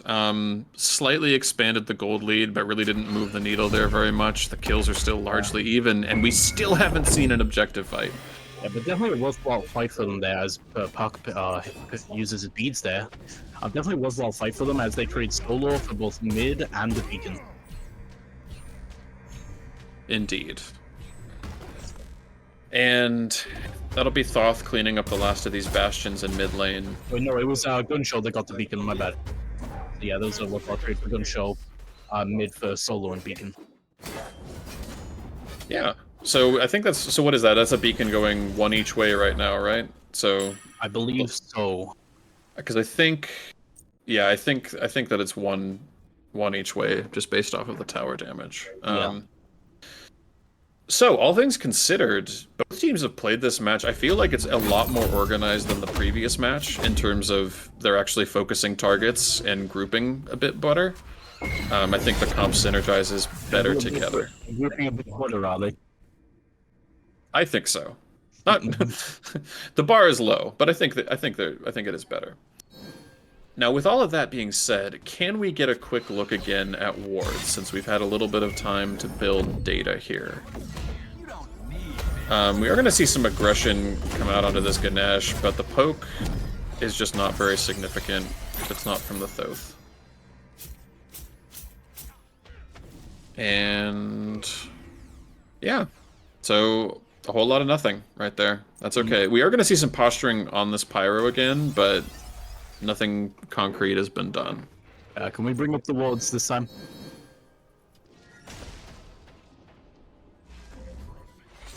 I guess not. As a That's okay. Well, we can make educated guesses based off of what we can see on the map. Barring solo side, it does look like they're a little bit better distributed this game. I see some red and some blue. Some of them being a bit open. That's about it. That's Yeah, that is excellent analysis. That's what I've got too.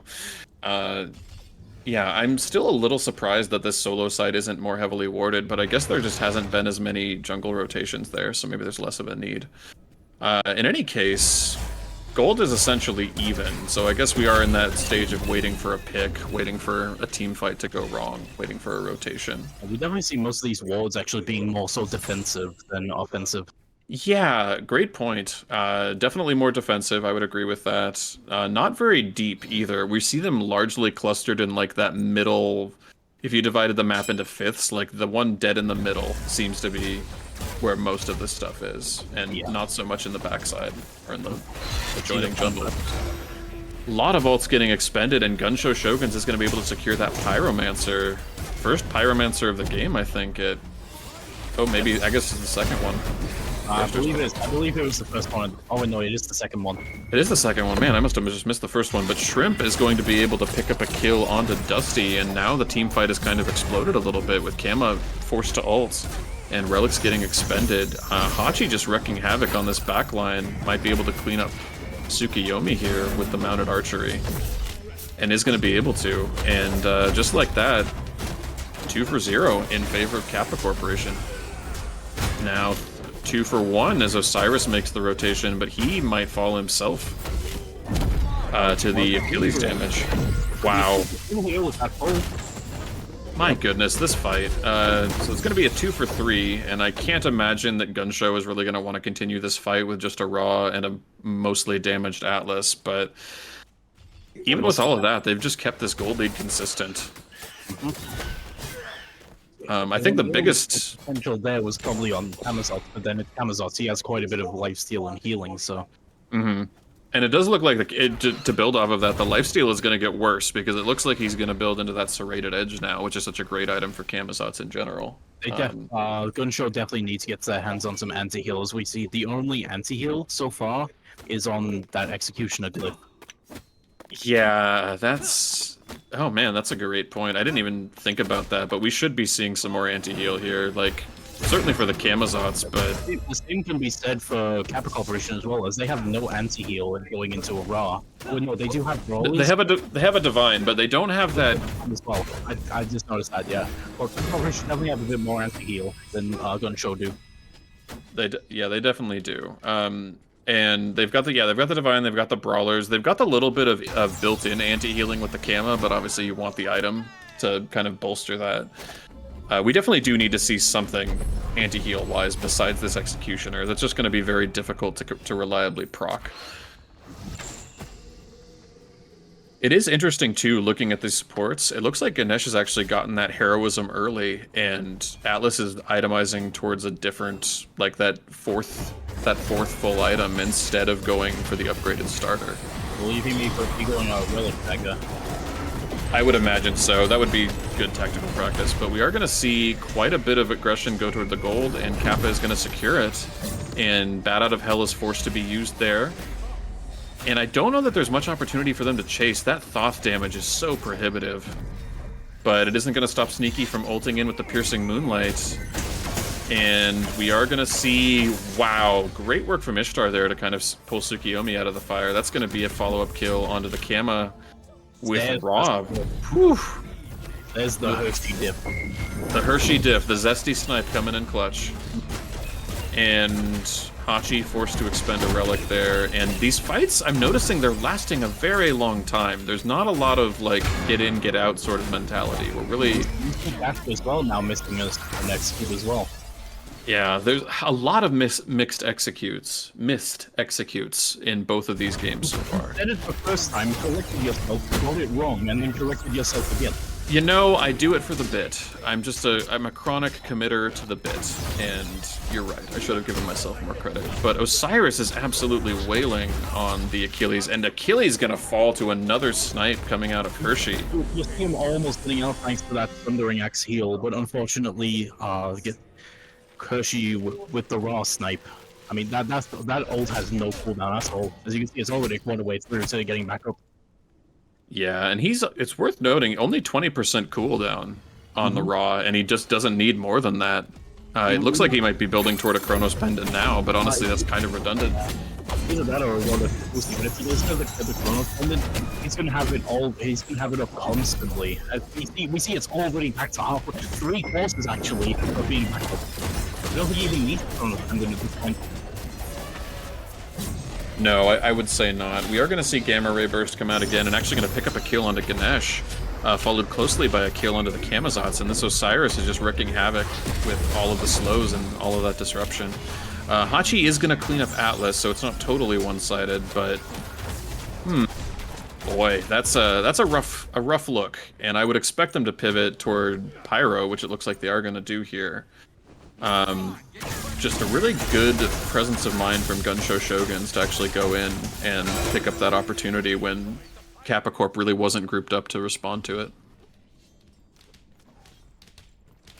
And it does look like Osiris is going to be building into another Light Blade, which makes me think that we are going to see another Executioner glyph go onto the Osiris. Yeah, definitely. They're probably going to grab that so they have even more anti-heal. Yeah, more anti-heal, more pen, more shred, all things that Osiris benefits from. And Osiris is going to be able to sustain quite a lot. Like, the Death Toll upgrades, like, you can argue back and forth about the numbers, but the sheer amount of sustain that it provides is actually quite significant, paired with the cooldown reduction. Yeah, plus the cooldown reduction as well is exceptionally powerful, especially on Osiris, who already has pretty low base cooldowns. Yeah, the cooldown on the sickle is like 5 seconds, and you pair that with this, and it just becomes constant. Whoever you're attaching yourself to, you keep them permanently slowed by at least by probably about 40% if you hit them with the sickle, and then the two, whatever it's called. Yeah, Spirit Flail, is what it's called. Yeah, so now at this point, we've seen now 3 Pyros fall, 2 going the way of Gunshow, 1 going the way of Kappa. I think we've only seen maybe one or 2 Gold Furies fall, and we're almost at 30 minutes with a gold lead that's basically non-existent. So I'm kind of surprised, and I kind of wonder if teams aren't just waiting for this Fire Giant to spawn. And speaking of slows, Ganesh gonna get slowed. A lot of damage going onto the Kamazots here, forced to ult. Atlas ult gonna get popped, maybe for secure, maybe for a little bit of that shred, but Gunshow Shogun's kind of coming out on the top of that fight.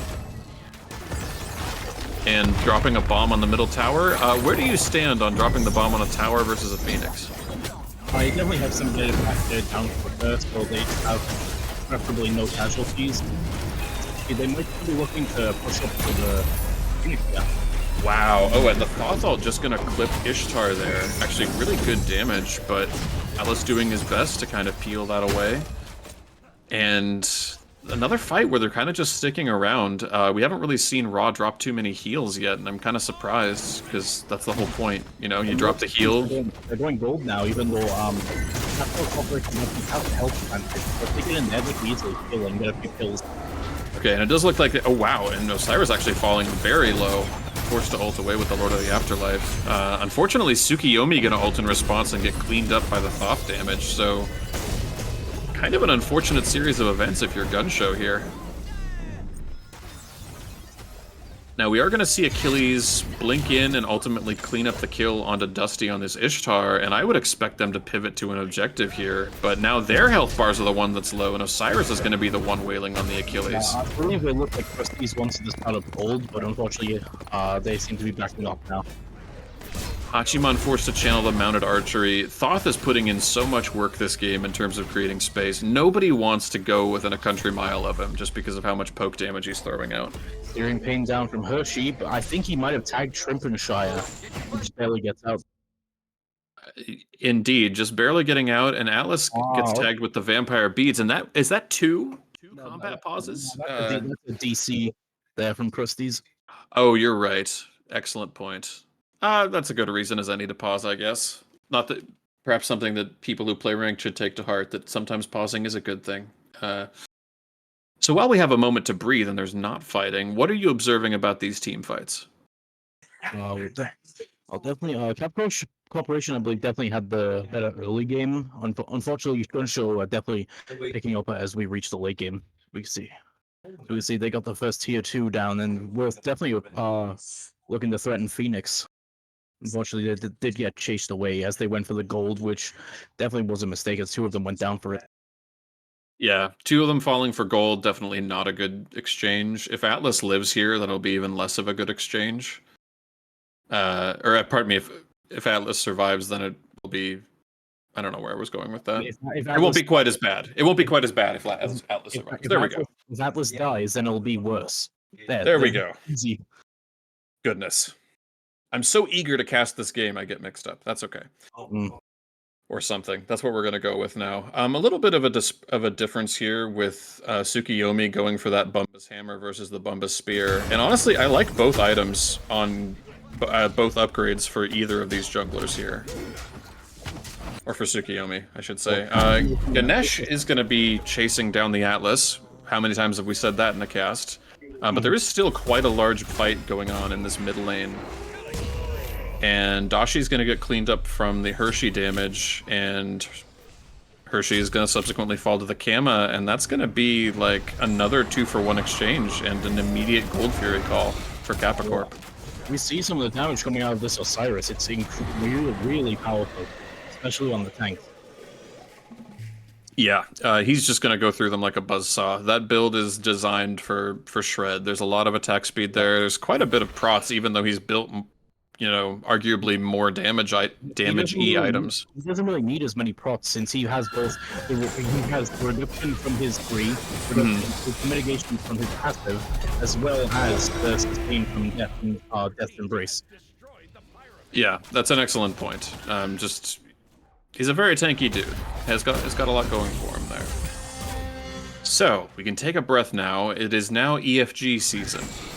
Gunshow has a slight gold disadvantage, slight kill disadvantage. It still feels, though, like they're very much in this fight. Like, this is a very close game. We see Atlas counter-warding, and that might be the only counter-warding I've seen this game. Yeah, it's definitely a really close game. I believe whoever will get the first Fire Giant, I think will ultimately end up winning the game, because they can push it as we now reach EFG status on the fire. Yeah. And respawn timers are awfully long at this point, so you really don't need to punch much of a hole to be able to make a lot of progress on this map. We see a bit more de-rolling here as well. Yeah, always a welcome sight to see. Now here's the question, do you prefer the Thoth Secure or the Raw Secure? I'd say the Raw Secure, since it's harder to tell when it's coming, as well as that, yeah, it does a lot more damage, I believe, than Thoth Secure. But on the other hand, Thoth can easily cancel it if he may end up firing it a bit too early. Ultimately, I think the Raw definitely has a better Secure if you actually can get the timing down. Yeah, that's probably correct. I don't remember about damage. The one thing I will say, it's a lot easier to tell, like kind of what you mentioned, when the Thoth is channeling it because he yells, and Ra is Yeah. really just, it's prolonged, and Ra's is more Yeah, brief. yeah. But Ra doesn't need as much charging as Thoth does, and once you hear the Thoth charging for the steal or the secure, then he's making himself a massive target. yeah. And now we're just seeing the posturing. I think both teams have kind of come to the realization that it is very much a next team fight probably wins or at least punches a Phoenix here. And we're seeing a little bit less frantic aggression. Now, with all of that, Ra did take quite a bit of damage. Thoth, unfortunately, can poke him out from range pretty substantially. Actually, all of these people are Shoguns. Wow. Just so much damage coming out from the Celestial Beam. And Kappa actually ulting onto the Tsukiyomi here, and it looks like Suki might get out, but is going to get cleaned up by Osiris. Both be able to get out as well, thanks to that healing from those 3. Oh, an excellent Caltrops from Tsukiyomi there to give him a little bit of added safety. Very subtle peel, very effective. Oh yeah, it's definitely very effective at that flow. Now, Atlas is going to aggress a little bit here onto the Hachiman.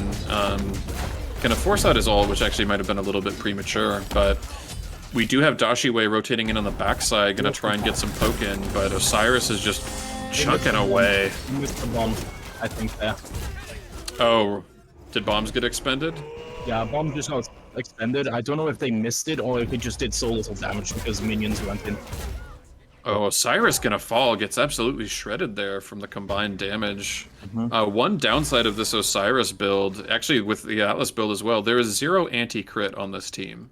Yeah. And Hachi has a fully upgraded Deathbringer with the Demon Blade with the Executioner glyph.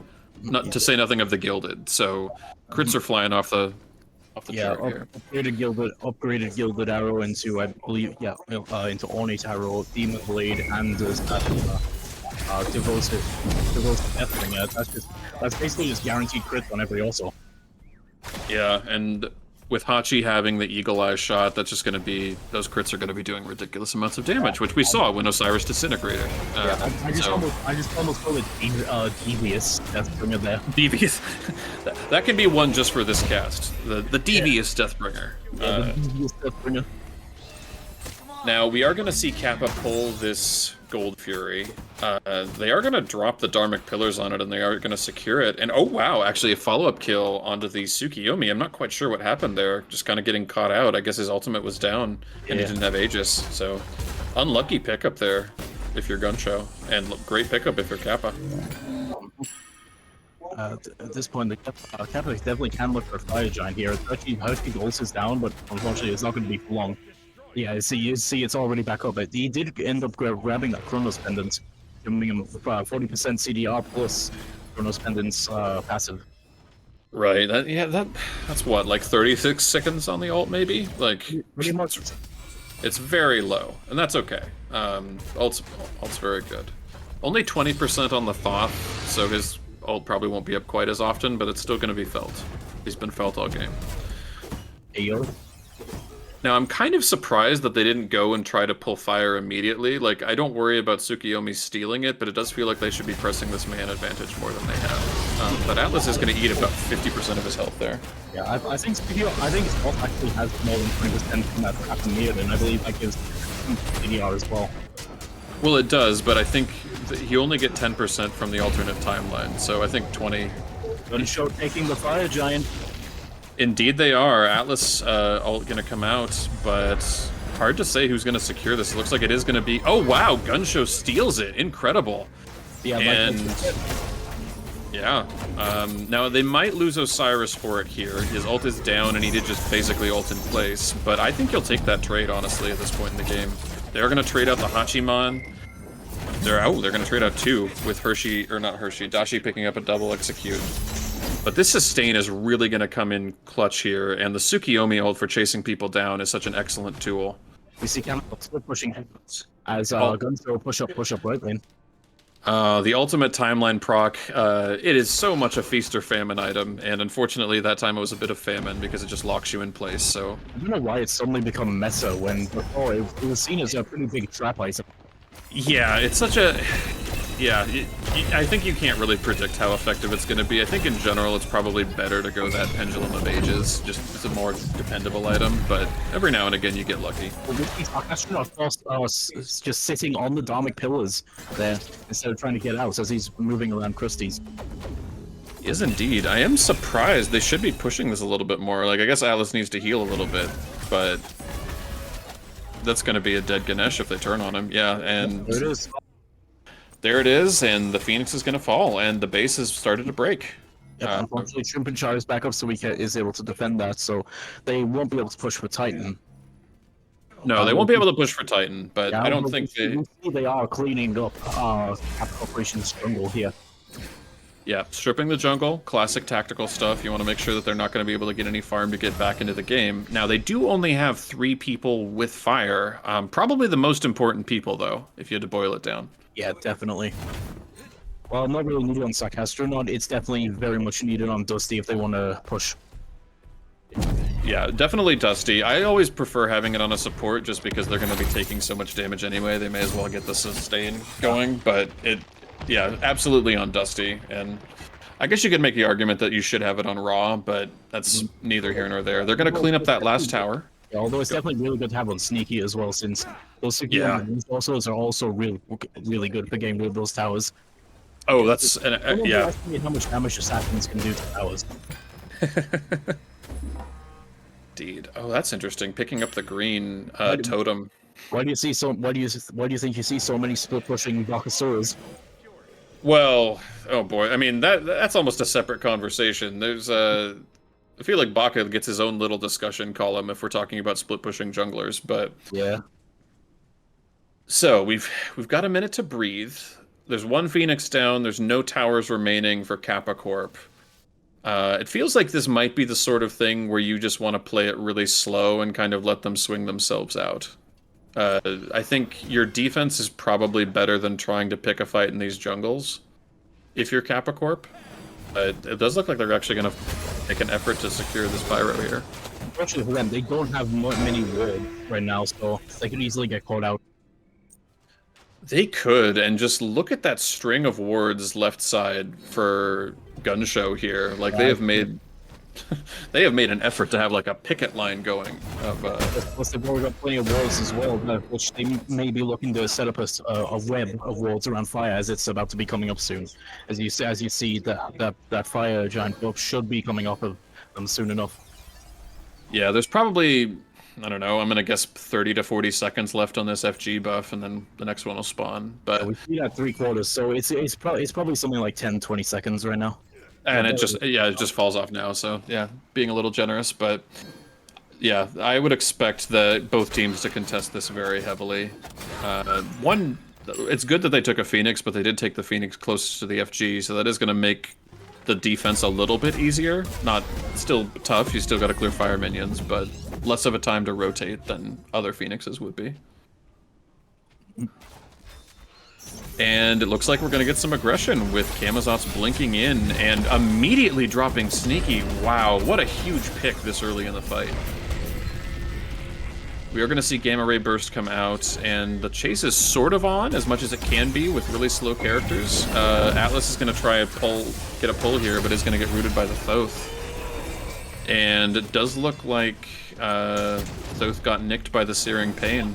Ishtar ult forced to be expended as well, and just like that, they're at Phoenix line, aggressing on this Phoenix. You see Gunshow pushing up here, even though they don't have bombs and they're a member down. Yeah, it is an impressive and gutsy play to do that. I don't think they need to, though. I think if they really wanted to do something, they should probably rotate toward this beacon and at least get a little bit of poke.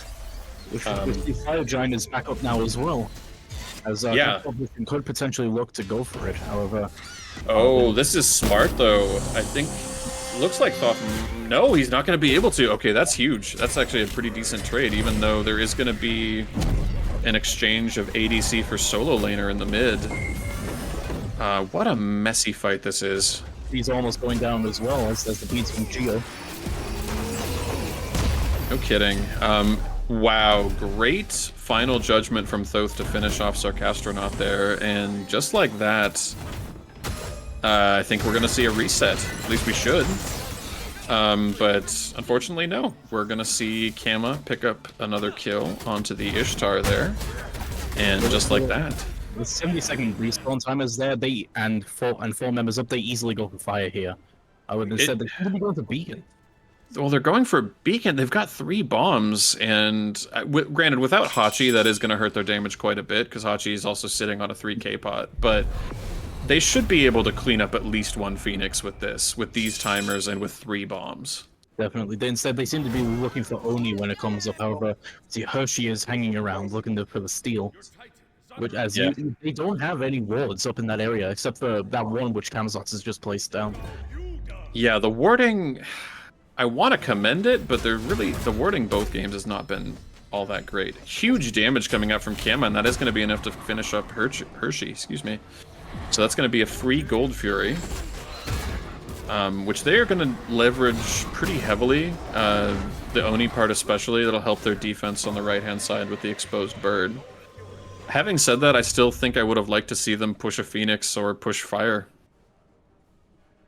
I think they would have gotten more value out of it, but that is okay.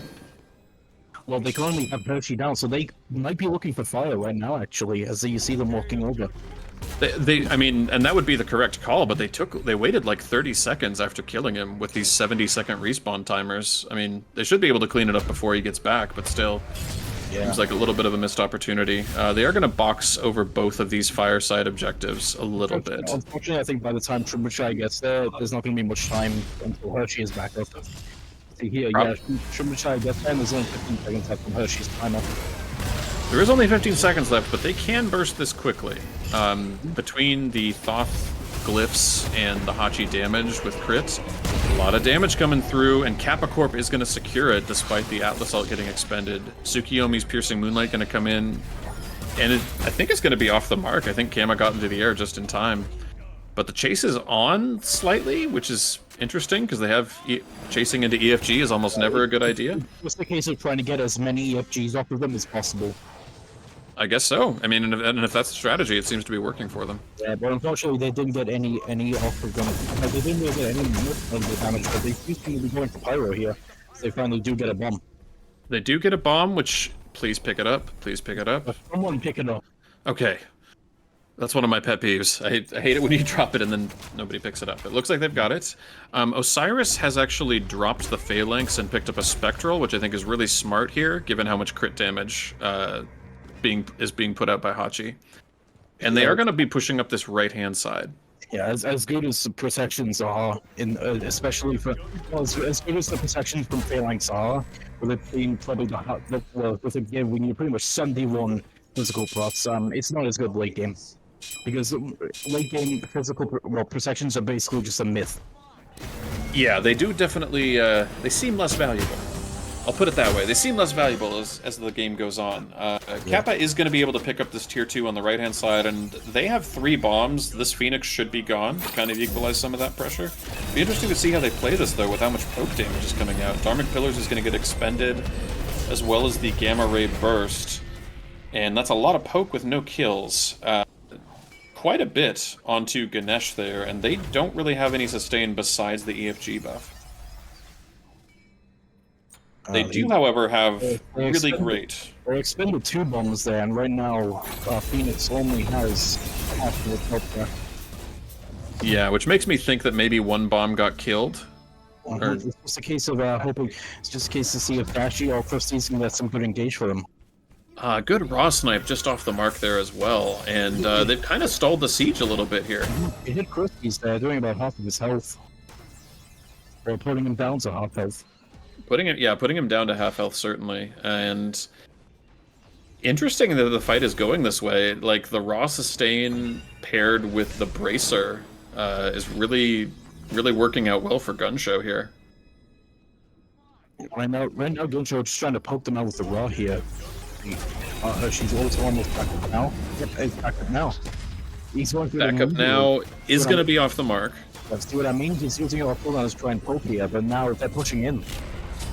They're pushing in, and Hershey and Sneaky are both going to fall very quickly. And unfortunately, 70-second timers mean, yeah, followed by the Osiris, and Ishtar forced to pop relics there. And I think that we are looking at a game 3.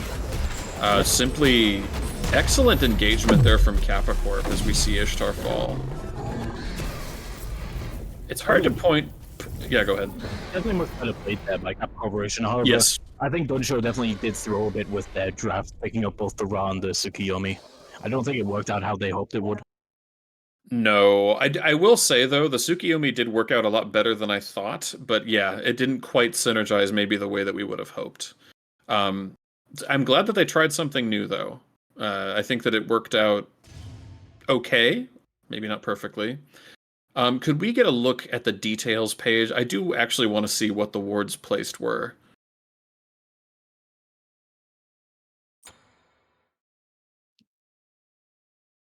Wow.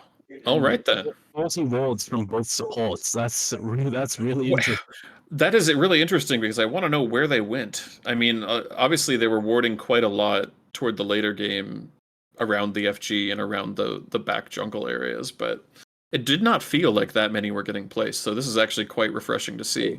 It definitely is like a really high number. It's something to be really impressed by, but I don't think it's high enough that you think they were just sat in fountain placing them. Well, sure. I've definitely seen more than this. So, if you are Gunshow Shoguns, what adjustment are you making going into this third game here? I'll definitely look for a bit of draft here. They definitely did throw a bit with the Ra and Tsukiyomi picks. The Osiris, however, was very powerful, even with the stat line on him right now.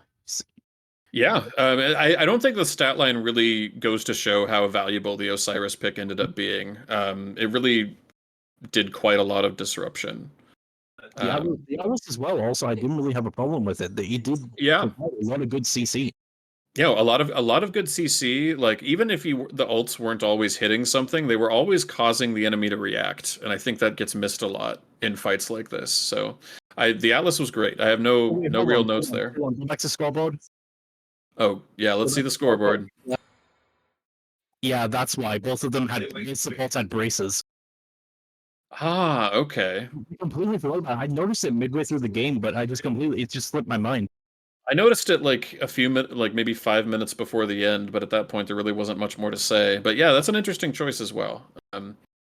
So I think we're going to go to a quick break here, and then we're going to come back for the third and final game of this Neith Division set. So stay tuned.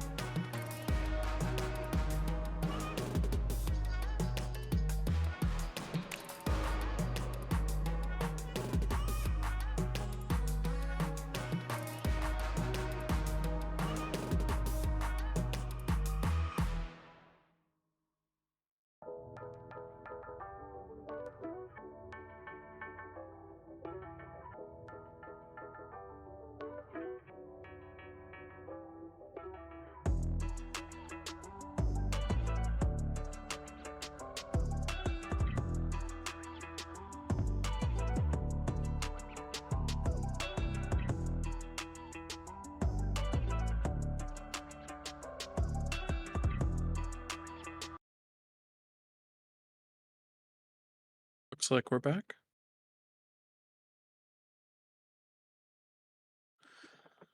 Welcome back to the third and final game of this Neith Division match between Shoguns and Kappa Corp.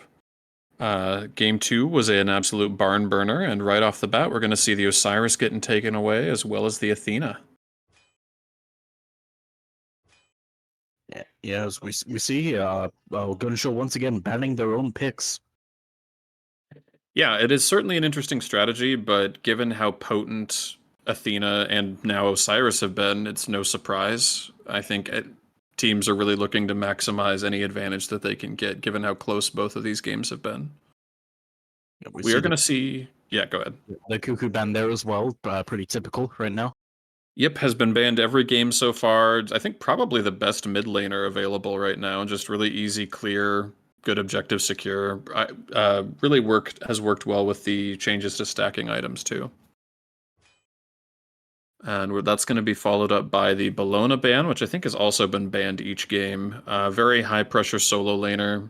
Probably the best of the auto attacking solo laners right now. We also see Camazotz getting banned as well, which I definitely think that Kappa Corporation used that Camazotz a lot better than Gunshow did. Agreed. I think that they were much better about target prioritization that game, which was something that we had talked about as being lacking in game 1, and they really pulled it together game 2. Now, I am interested to see which direction they go here, because I don't think that the Thoth was necessarily ban-worthy, but I also wouldn't be surprised to see it get picked up or banned here either. That range damage really came in clutch for a lot of those team fights. Well, we'll find out what they ban eventually. As we also see Hershey getting put back on the bench and Blasphemy getting put back in mid from the looks of things. Yeah, and it's good that you call that out. It's not terribly often that we see teams make, like, usually it's just a simple swap and then that person is in for the rest of the set. It's very interesting to see them kind of go back and forth, like trying to min-max personnel in this way. We'll also see if Geo is going to be staying in mid, because that definitely seemed to be very successful for them in game 2, and instead of Krusty's being in mid. We all see the Achilles ban now as well on the side of Kappa Corporation. Oh boy, and yeah, Achilles getting banned. Great choice there, and we are going to see the first pick Bake Kujira. Honestly, Which, I think Bake Kujira is just a. I think he's just a base god right now in comp. I don't think he's really good in comp. no, it feels very much like the sort of character that you'd use when you're grinding ranked games, just trying to get to a certain point, and then you switch to a serious character. I think that he's very easy to shut down with coordination. I mean, his ult can be pretty powerful if used correctly, but it's not often you see it used well in the comp, as we see on the side of Cap Corporation now picking up the Thoth and the Hachiman, both two really good picks. Yeah, both really good picks. Very dangerous to pair both of those together. That's just so much range in one package. But that is going to make it somewhat easier to plan for this order side team now that you know more or less what backline you need to dive. I am concerned a little bit. I don't. Both of these characters could get away from the Bake Kujira without too much difficulty, so he is going to have a little bit of difficulty sticking to them. Pardon me, it was repetitive. Yeah. But I am interested to see what they pick up here in these second 2 slots. Yeah, Thoth has a really far dash, and Hachiman has his ult, so it's going to be hard for Bake to do anything about that if he dives the back line. But hey, they still got to watch out, because in late game, Bake's, once he gets full build, he's going to be doing about 300 per also if he goes Gilded Arrow. Yes, and that raises another question: will he be in support or will he be in solo? Because we've seen him in both. I personally prefer him in solo, but you definitely can play him in support. It will most likely be what you call it, solo, as we see he now both Rama and Susano. Susano mainly getting picked, I think, for Thoth and Hachiman, because the Thoth dash is going to be really easy to follow, and the Hachiman also once again easy to follow with that Susano 3. Yeah, and it's worth noting too, we've seen Susano get banned twice in these last couple of games, so it's probably smart that they've picked him here. in the top half of the draft. I think that's a really smart pickup. How do you feel about the Rama into the Hachiman? Because I feel like they provide a lot of the same things. Yeah, but Rama's always just like a really reliable pick for any carry. Yeah. No matter what the meta is, he's just really reliable, and his ult can be potentially game winning. I mean, I suck at ADC, and I've managed to steal quite a few objectives with that ult of his and get a few kills. Yeah, the range on it is just ridiculous. Definitely great for chase down and for objective secure. Uh, we, Now, we, we see looking them. at bans, yeah, could talk about that. Yeah, the Naja ban I 100% fully understand, considering they picked up Bake. The Naja ult pulling Bake away as soon as he ults, definitely a good choice for a ban there. Yeah, and not a bad counter into the Susanoo either. Like you get sashed early on because Susanoo kind of has to go blink early. That's just, you know, you just don't want to have to deal with that because that shuts down so much of your initiation. Now we are going to see, in contrast, the Geb get banned, which is kind of interesting. Giannis does get banned. They are going to pick up the Nike. If it is going to be Nike solo, Bake solo, that's kind of an interesting matchup. I feel like Bake might actually win that just because he can cancel some of the clear. Mm-hmm. But that does mean that we are looking at a mid lane and a support, and also a jungler. And it does look like they're hovering Agni, which I personally love the character. I wish we saw more of it. One of your classic artillery mages. Yep, plus he's overall just one of the most reliable mages in the game. Yeah. Agni was my first diamond character from way, way back in the day, in the days of yore, when Smite was young. Typically one of those characters that really hasn't needed a lot of balance changes. Just really always in kind of that middle ground, maybe a little bit more favorable at points in the meta. They are going to pick Sobek, which to me would confirm that they are going to go Bake solo. Yeah. I don't know if I love the Rama Sobek lane, but it's not terrible. Nah. They definitely have some good kill potential with the Sobek pluck, as well as Rama's slow on his astral arrows. Yeah, that's true. It'll take a little bit for them to scale off of that, because I think even early Rama damage isn't quite what you'd hope it would be. But I am a Daji fan. I'm always a fan to see this character get picked, and especially into the comp that they've drafted here with 3 characters not having any CC immunity inherent to the kit. Mm-hmm. Yeah, she'll be able to stick. She'll be able to stick to them pretty easily. Well, she'll be able to stick to them, and with the knockup immunity on her 1,000 cuts, that's actually going to make her a pretty decent counter to Susanoo as well, who's just going to be looking to displace people. Yeah, I was about to point that out, that it's going to be a good pick into Susanoo. Yeah. So one thing is that he'll displace you and then hit you with his entire kit. Exactly. If you avoid that displacement, though, you have a better chance of fighting him. You really do, and Dashi being able to like take herself out of the fight for such a long period is just going to be good in general. Like, just better survivability that way. Mm-hmm. Now, with all that being said, is there a draft that you like better so that we can close out this 3-game set here? I would probably say Kappa Corporations. They definitely have some of the better picks here, but well, ultimately we'll see how it goes. I would agree. They do have some of those meta picks, but Gunshow do have some picks to help fight those. It's like the Susanoo into the Thoth and the Hachiman. Yeah, I think that this game, probably more than the others, we've seen a lot of jungle aggression, but we are going to be depending quite a lot on how well the Daji is able to do into this team. They definitely have the CC that can really disrupt Daji, but they also have kind of the lack of CC immunity, which can tilt it the other way. I think as long as the backline for this Kappa Corporation is able to get their damage off, it's going to be very difficult for Gunshow Shoguns to actually take this, and succeed and thrive. But as always, comes down to the execution, so we'll have to see how that plays out. Mm-hmm. Yeah. And right off the bat, what was that? Okay. And right off the bat, we're going to see, instead of the Gilded, we're going to see the Warrior's Axe for the Bake. I don't hate it, but there could probably I think there's a case to be made either way. Yeah, Gilded is honestly Gilded is just so much better on Bake than Warriors X. Yeah. It's probably gonna hurt the DPS a little bit. It does look like we have a little bit of a pause coming out with Blasphemy DCing. Yeah, it definitely has some better early game than Gilded Arrow, but in the end, like Gilded Arrow, once you get it upgraded, like I said, 300 damage per all souls to the backline. Yeah, those are numbers that are hard to ignore. That's just a very in your face sort of damage. And yep, we're still in a pause here, so just waiting for Blasphemy to get all set up, and then we should be good to continue. Besides that, all of the builds look pretty standard. I don't know that there's anything that's really worth extra analysis here. Everything looks pretty good so far. Maybe the conduit gem on Agni. The sense of time is always just really good, but that conduit gem definitely has some really good burst potential in the early game.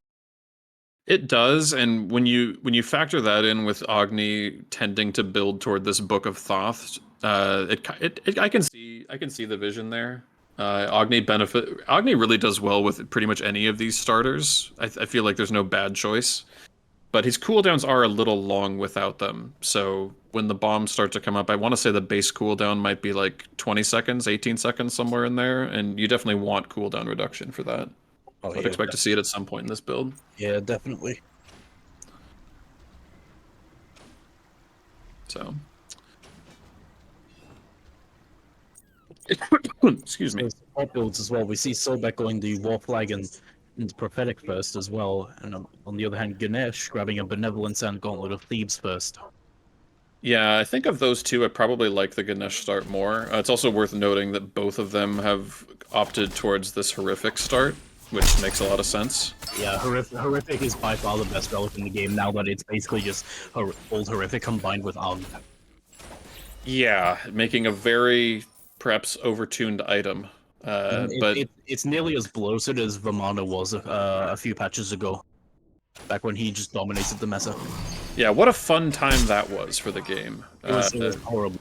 It was a terrible time if you weren't a solo laner and you didn't love Vamana. Yeah, it was a terrible time which is Vamana main. Which, luckily, you know, speak to the Vamana mains in your life and check in on them from time to time, because, you know, they've been going through some stuff.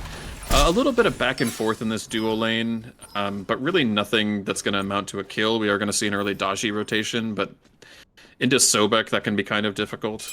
Yeah, she does. Those Rama also, he's hitting the wave. Plus, he's getting some good poke on the Shrimp Empire there.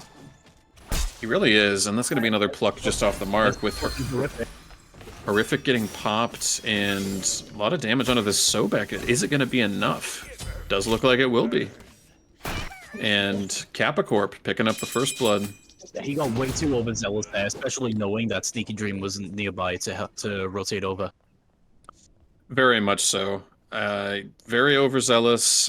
Probably, I mean, he missed the pluck, so I guess he really had no other means of escaping, but he probably, and I guess he did pop his Horrific, he just popped it a little bit late, so unlucky. Honestly, I'm interested to see how Sneaky Dream plays this Susano, because he is normally known as a more of a late game god. However, you can't deny he does have some really good early kill potential in like the first few levels. He does, but I think he has to pair that with somebody else. Yeah, definitely follow up with it alongside like your mid laner, but yeah, absolutely. Some really good early kill potential. Yeah, him and Humbats, I think, are the definition of the characters that as soon as you hit 5, you're just looking for that solo kill, because that Typhoon really is the force multiplier. That Typhoon plus also attack canceling is basically just his main bread and butter. 100%. That Typhoon is his best kill potential. Like, he does have some really good damage late game, so that you don't really need the Typhoon as much. But early to mid game, definitely Typhoon is your best ally. Yeah, just the damage, the knock-up, the disruption, all valuable tools. I mean personally, whenever I'm playing Susano, I normally end up using it just like if I see someone really low, hit them with the typhoon immediately, so they have no chance to react. Or use it if they try to get away. So like hit them. So like to either knock them up, so I can get up to them, or just finish them off as they're trying to get away. Yeah, it's a wonderful tool for pretty much any sort of kill secure or, locking people down. It's really good for that. Mm-hmm. Now, with that, and with that early kill, there is a slight level advantage in this duo side, but probably they could aggress here. They could also just elect to play it a little slower and farm. I mean, it's a Ganesha plus a Hachi ult. They could easily get a kill here if they play it correctly. Yeah, no, they are going to take over to 5, which is going to cut down that risk a little bit. But yeah, those ults by themselves are enough to easily secure some kills. Rama is going to take a little bit of poke from like Hachi and Ganesh damage, but this should be a pretty easy buff secure for Order side here. Now, Susano has hit 5. He hasn't finished his first item yet. He's a little bit behind Daji, but he could be looking for a gank here as Daji rotates as well. And it's begun with... It's hard to say who got the better of that, but... Oh, wow. Definitely Daji, I believe. I noticed Sneaky definitely missed quite a few things. There we go, see what I'm talking about. Using the Susano ult mainly to just finish them off once they're low. Just hit them immediately before they have a chance. Yeah, and that was textbook exactly how you want to do it. Now, this is going to be a very early Agni rotation, and he's actually going to rotate in and clean up a kill onto the Daji himself. Sobek trying to pluck people back in, and that might be a follow-up kill onto the Ganesh if they can get their damage off. Those noxious fumes on Agni is incredibly powerful. Basically just being an on-demand stun. Yeah. And with an experienced Agni player, you're going to be hitting that all the time. Yeah, and you can use it in so many different ways. You want to dash in, and you can easily get a 4 kill if you hit the perfect dash and then stun them in the dash. Easy kill right there because you get so much damage there. Plus you have your bombs and your 2. Yeah, just a very versatile character in that way. It is interesting that Thoth didn't elect to rotate and is in fact behind. So I'm guessing that probably that difference comes from the kill more than anything else. Mm-hmm.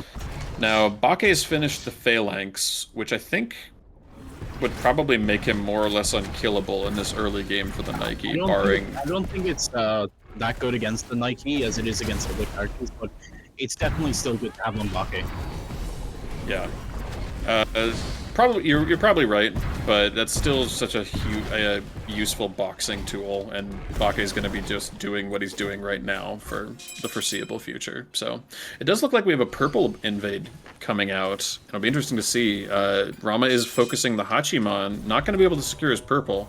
He's going to get CC'd out by the Ganesh. And not really doing much damage in general, but we see here Sneaky Dream coming over, trying to look for something. Yeah, Sneaky Dream's coming over, pluck back onto the Ganesh. Typhoon's going to get dropped, and Ganesh is going to fall. So another kill going the way of Gunshow Shoguns there, with Rama picking up the kill. Now, Daji is going to rotate. That is a long dash, and she's going to get those 1,000 cuts out. Yeah, we see Kappa just kind of walking past our customer out there. The Sneaky Dream gets folded. Yeah, unfortunately, I mean, they are going to finally clean up some of these kills. It's going to be 1 for 1. Now 2 for 1, going the way of Gunshow Shoguns. Unfortunately, just not quite the immediate damage for the Daji ultimate to finish off some of these kills. I mean, that was a good horrific there by Sarcastronaut. Unfortunately, the Hachi ult does end up getting Sneaky Dream, as we also see him taking out Sarcastronaut as well. And something else I think we missed as well. I think we missed Blasphemy soloing Geo as well around Cap Corporation's green buff. Yeah, and that's a danger with this matchup. Agni just having that ready on-demand CC and having a bit of a stack advantage is just going to be really hard for Thoth to deal with in the short term. Mm-hmm. Thoth doesn't really have much in terms of getting out of the way of Agni's bombs, because if he does use his dash to get away, he is kind of screwed. Yeah, there's no easy answer there. Now, Typhoon is going to get channeled, and going to be another exchange of kills with Daji falling in exchange for Blasphemy, which that actually might be a decent trade. Blasphemy was getting a little bit far ahead, but you don't want to set your Daji behind either. So yeah, I mean, Blasphemy didn't have shutdown gold, unfortunately. Yeah, not quite there. But still a good kill to get nonetheless. A good kill to get after Thoth kind of fell behind a little bit, so hopefully he can regain a little bit of parity in this lane. I do love how aggressive Daji has been to start. I think one danger that you see a lot with Daji is some of them are really hesitant to actually fight early, and I think she does a lot early. So it's good to see just that much engagement happening this quickly. Now, with all of that said, gold lead, not terribly high. A little bit favoring Gunshow Shoguns, but nothing to write home about really. Farm, mostly favoring Gunshow Shoguns again, but nothing too spectacular there either. Gold has spawned. Could we get a look at wards, actually? I hate to sound like a broken record, but I feel like this is going to be another one of those games where wards are just... Okay. Ganesh already getting down with quite a few wards. Same with Geo there. Well, Ganesh having more wards placed in entirety than all of the order... All of Gunshow combined. Yeah, which... I guess that's something. That's something commendable in its own way. Yeah, I do also love how much poking and boxing these ADCs are getting up to. There's just a lot of fighting.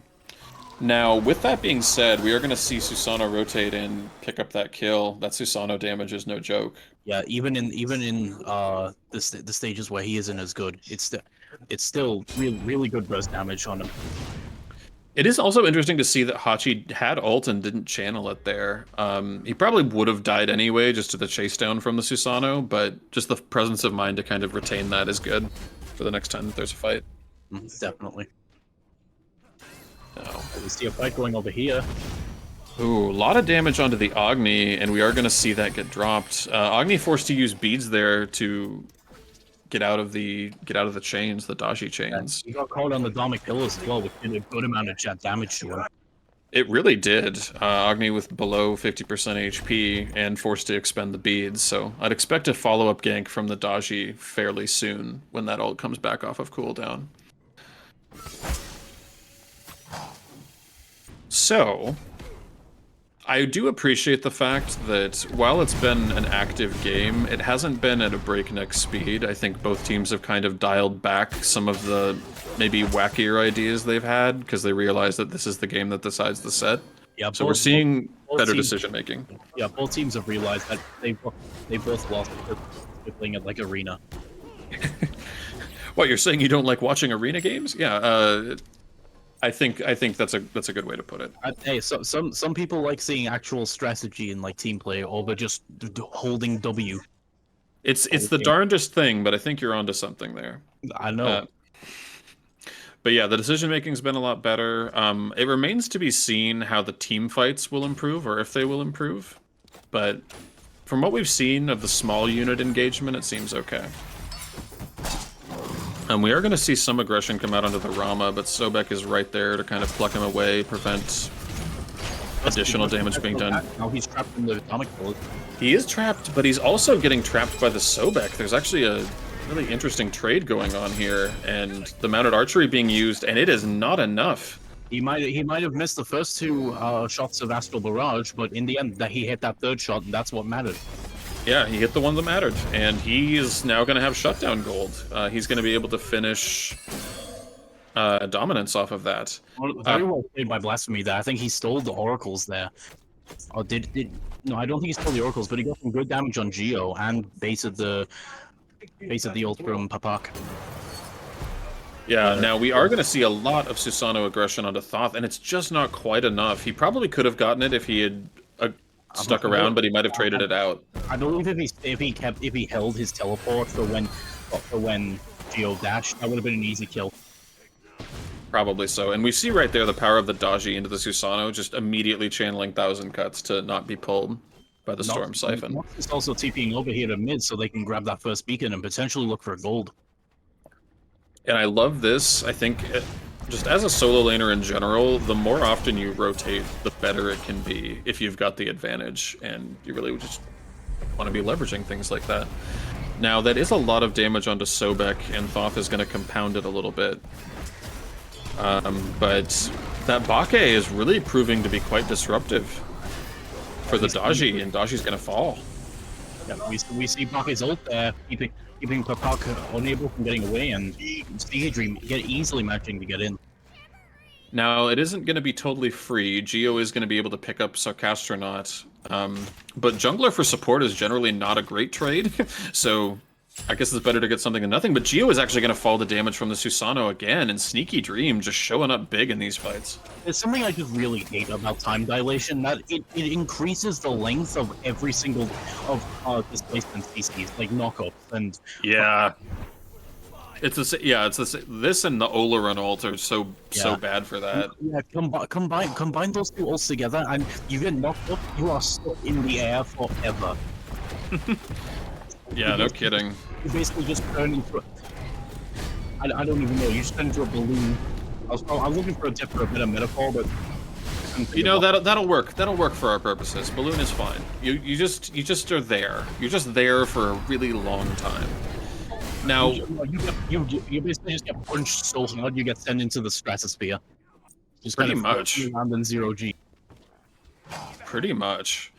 Now, at this point, Susano has obviously built into the Transcendence and is now building into Hydras, which I would say that Hydras is like probably the most core item for Susano. You know, just for the auto cancels. So.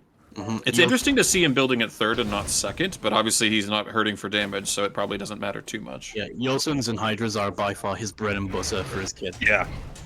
Because at the 20% CDR from Yosuns plus after from Hydras makes it so he just has so much burst damage, especially in the late game.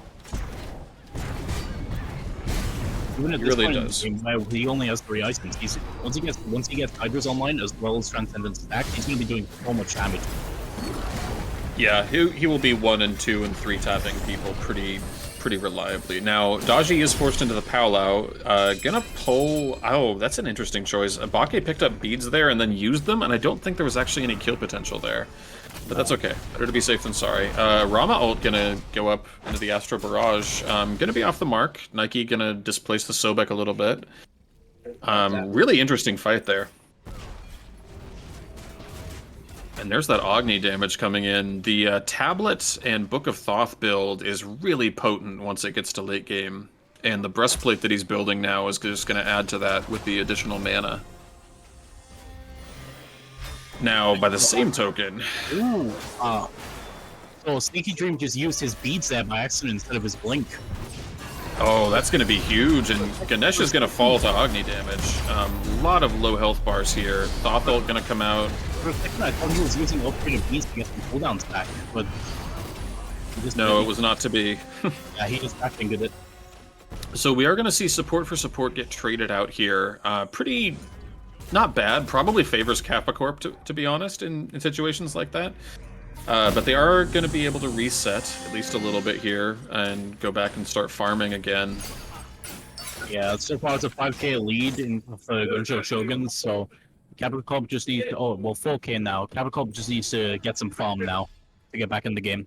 They need to get some farm, and I think they need to take some very limited engagements. So I think they need to be looking for these pick-off kills where somebody's slightly out of position, but they don't need to be engaging on a large scale. I think they got to kind of... Yeah, they definitely need to be looking for some kind of pick, and then potentially going for Pyro or even Gold right now to get back in the game.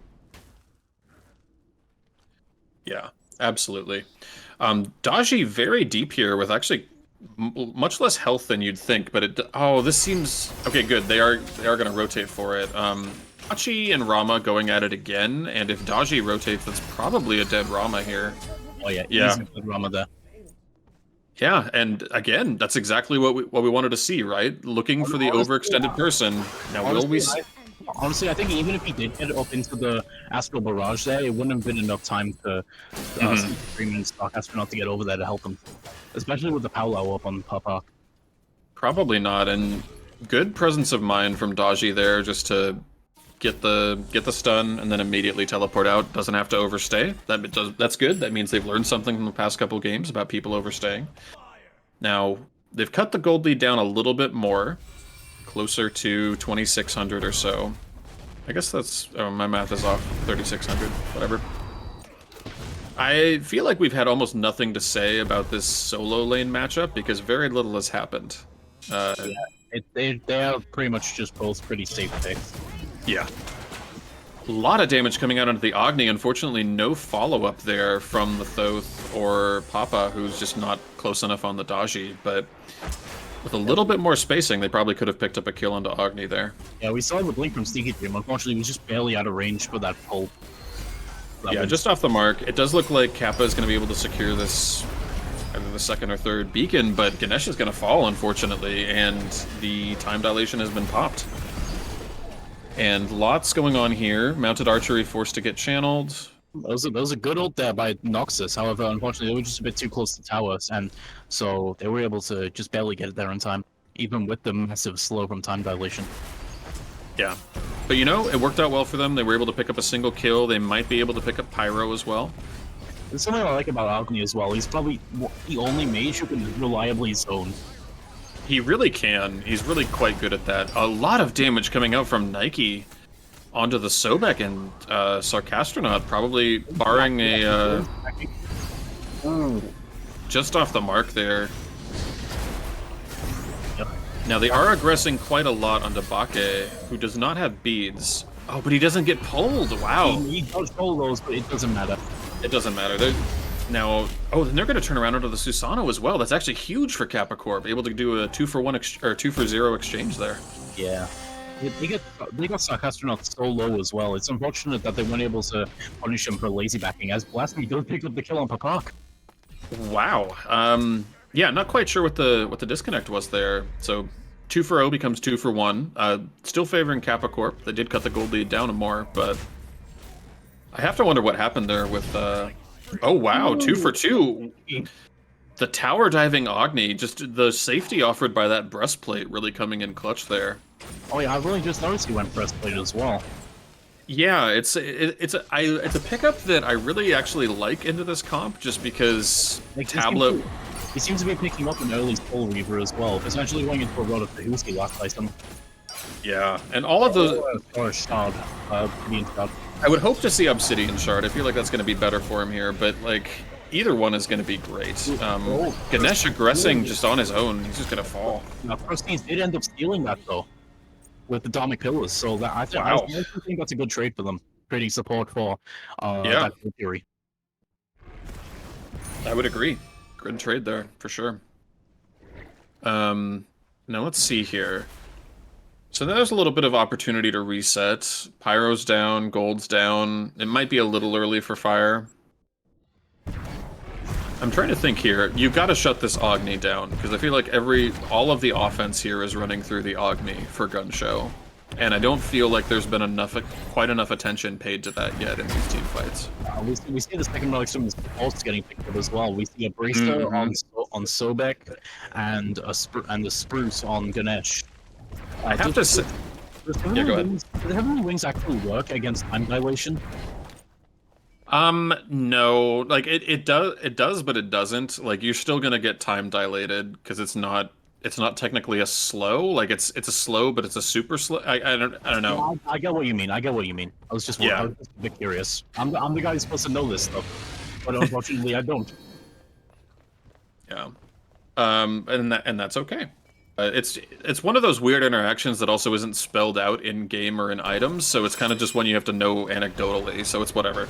But we are going to see some aggression actually come out onto the Ganesh there, and a very aggressive Rama dash. I don't quite know what they're fighting over. There's no towers here, so this seems like a very strange place to pick a team fight. I believe they might be looking for a pick for fire, considering the side of the map they're on. I guess, but like this still seems like a very bizarre place to fight over. It's not. I mean, they're kind of backing up now, so I guess they're fighting over nothing. One pyro bomb available. There's still, for the gold lead not being very much, the farm differential is actually pretty even as well. Just some kind of pointless boxing over in solo lane at this point. Oh, no, Dashi getting some peel there from Shrimpenshire. Unfortunately, no damage dealt to Noxus. I mean, who among us doesn't like seeing the Hachimon peel? It's very underrated. Yes, just kill them quick enough. Yep, peel by way of damage. You don't need to CC them. You just need to kill them.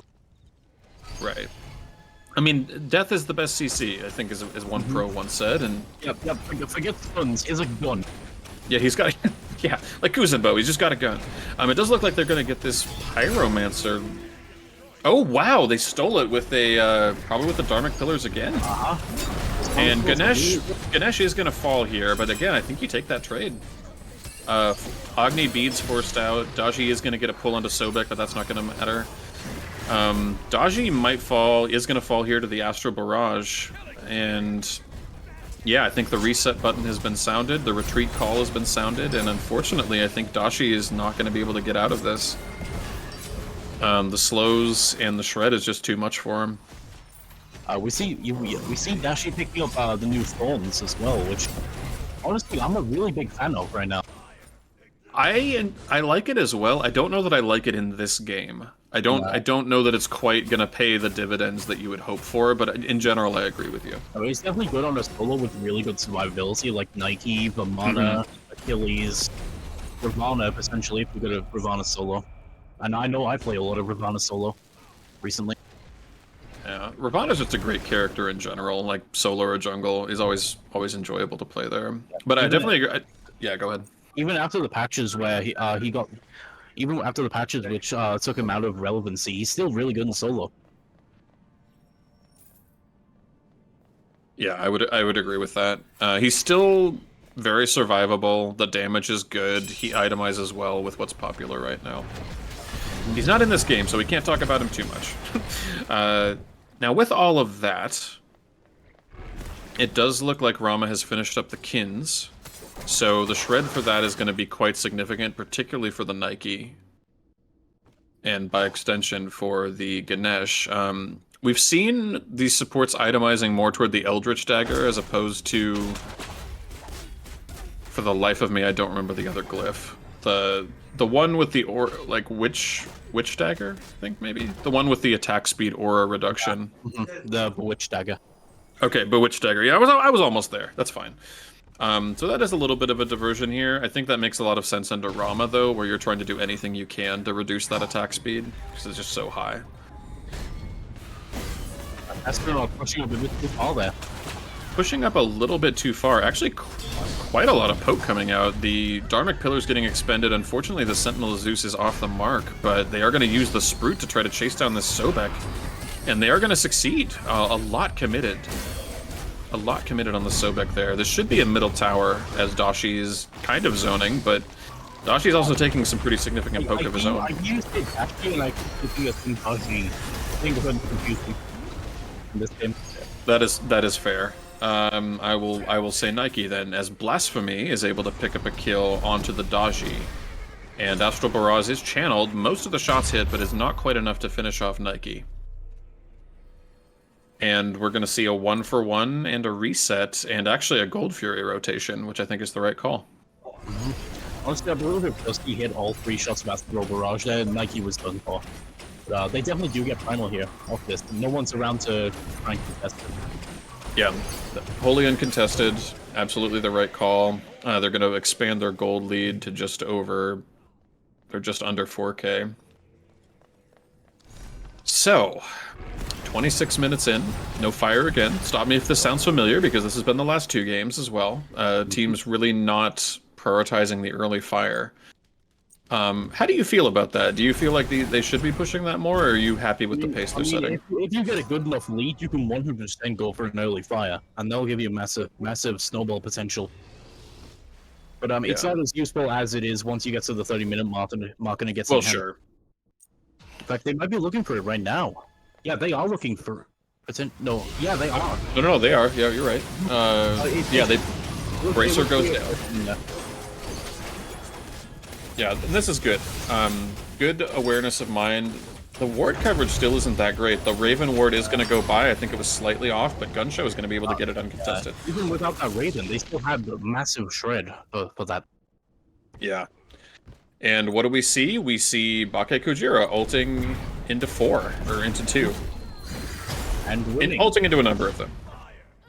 They are going to be able to get the Pyromancer as well, which is going to be the first bomb that they've picked up for this Order side team. And mid is mostly exposed, and there aren't any other objectives, so I think they're going to have to make a choice of whether they want to take out this tower, which it looks like they're posturing towards, or if they want to try for the mid Phoenix.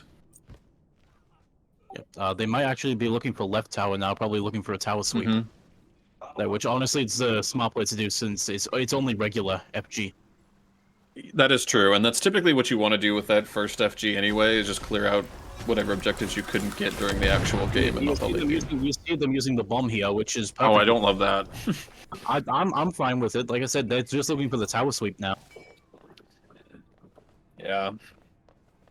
I feel like even at this stage, like you just need the ADC damage for towers, but I guess it saves them some time. It does look like they've kind of fragmented a little bit here. We've got Agni and Rama in mid just kind of on their own, and everybody else is farming. So I guess they're just going to wait for this beacon and then probably push for that last tower. Yeah, we see Agni getting the Soul Reaver last item, and what is he building last time? It's Soul Gem. Yeah, it'll be Soul Gem. We're going procs, baby. Procs for days. And I remember proc builds being meta. I was getting half health by one Agni bomb. Like I'm not even joking. It was actually half my health. Oh no, I believe it 100%. That build is designed for killing right there. That's going to be absolutely lethal in these fights. Oh yeah. Even if the procs are only happening off of the noxious fumes, that's still going to be a huge chunk of damage. So especially with the gem of focus as well, getting that big increase. Yeah, it's going to make it very difficult for the Daji and Thoth to actually be able to get in there because they're just going to be so squishy to this proc build Agni. Yeah. Honestly, though, I don't like the Rota on Thoth, but to be honest, I don't. Well, no Rota on mid and Scepter. But to be honest, I don't really like the item in general. I'll be honest. Yeah, I don't think it slots in terribly well. Like it's okay on Thoth. I don't think it slots in well in this game. I think there are better options. I probably would have rather seen, I don't know, an Obsidian Shard, a Divine Ruin, something maybe with a little bit more utility. We see them getting the last tier 2 tower now as they're looking for a siege here. Hopefully before their Fire Giant runs out. Now they're backing up now and looks things. Well, they're backing up now. It does look like Oni is actually about to spawn, and if they decide to get that over a Phoenix, I think that's actually probably smart, because they're not going to have too much time left. See the damage Blasphemy did that? Dashi was just his bomb and Noxious Fumes. It's pretty high. It's pretty darn high. Noxious, meanwhile, is in trouble. He is in trouble, but he's also a whale at max build, so... But he did have to pop his ult, and he is taking actually quite a bit of poke, so he is going to fall there. And kind of a questionable decision. There really wasn't any reason to zone them at that point, so just kind of feeding them one for free, I guess. Yep. We see Fire Giant at 3/4 now, which means this the buff should be coming off in the next about 20-30 seconds or so. Yep, and that means that the Fire Giant is about to fall off of these folks as well. So with their Fire Giant, they got, what is that, two towers as well as an Oni Fury. But then again, it's regular fire, so honestly, that's a win. Yeah, I'd call that a win as well. And it built up their gold lead that much more. Now, the Pyro is going to spawn as well, probably before this EFG spawns.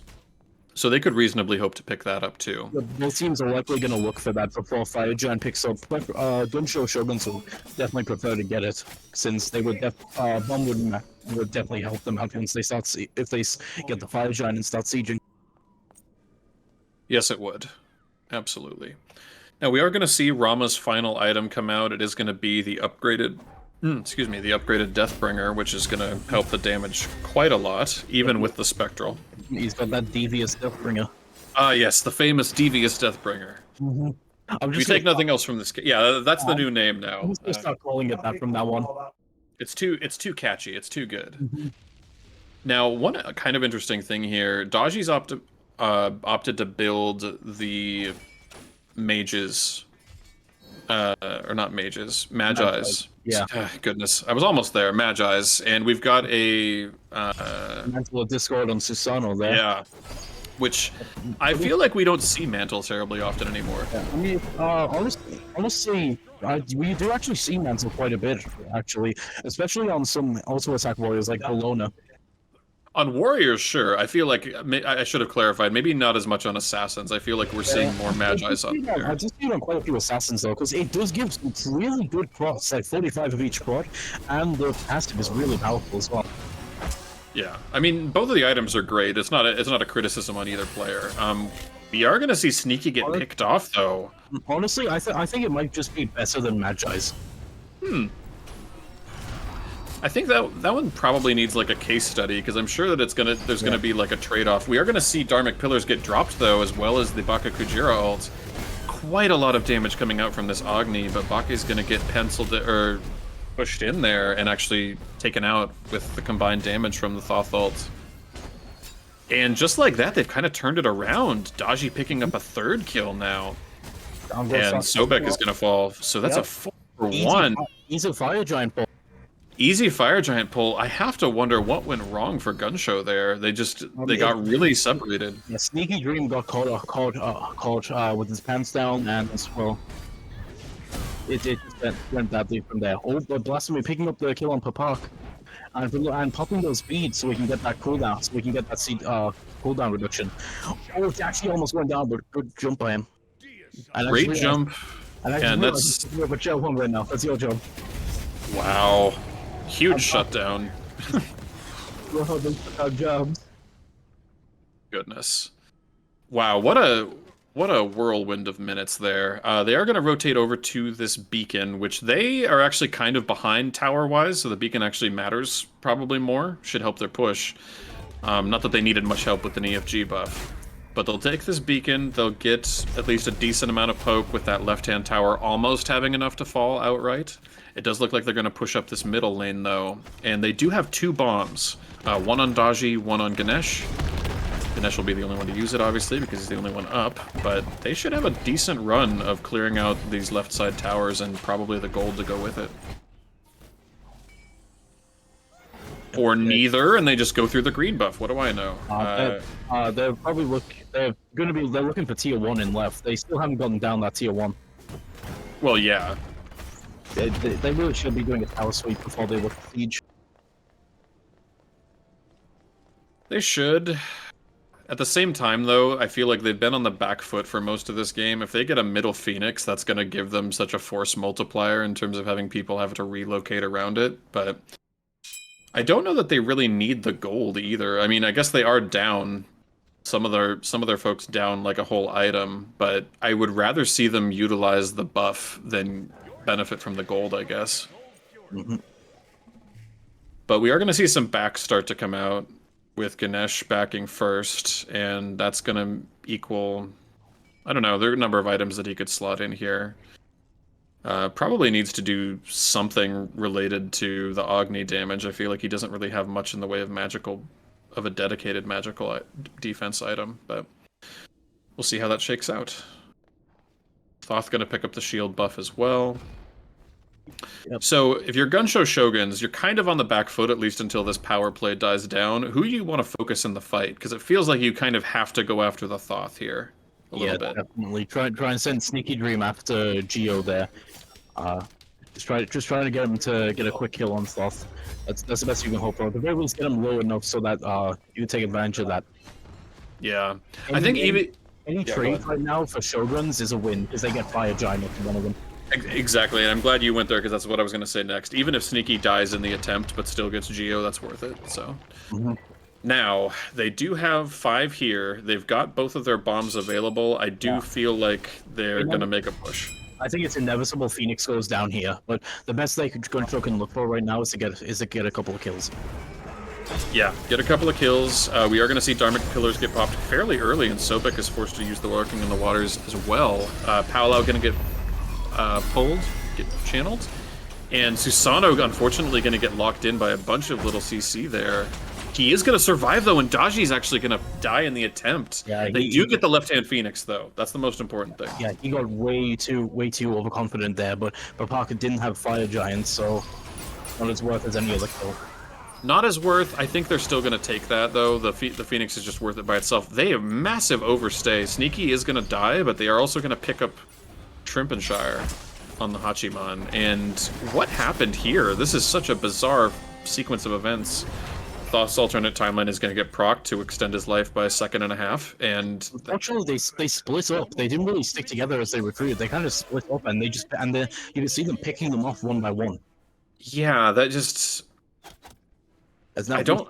we see them That pushing was up left now as well. We see Gunshow pushing up left now, potentially looking for left Phoenix or even Gain. they absolutely should. That's the sensible play. You know, immediately equalize the lane pressure that you don't have. So get that left hand. They do have one bomb. Unfortunately, it's on Sneaky, so of no use to them. It is going to be a little bit of a tough sell with the Ganesh Nike being your with Daji just now spawning, and it might be enough for them to kind of stop this push. VOK is going to ult and go in, and we do see the Palau get popped in response. Not going to pull anybody. Lurking in the Water's used as well. Quite a lot of damage and low health bars, and that is going to be a kill onto Krusties on the Ganesh. And with that, they do get the left-hand Phoenix. They do pick up a couple of kills along the way, and that's good. That's about the best you can hope for if you're Gunshow. Yeah, they didn't even lose anyone in that either. Yeah, yeah, nobody lost, which is key, especially at this point where these respawn timers are starting to get into the 40, 50, 60 and above range. So now EFG is going to spawn within the next, maybe now. Yeah, it just now spawning. So we are going to expect these teams to fight over that.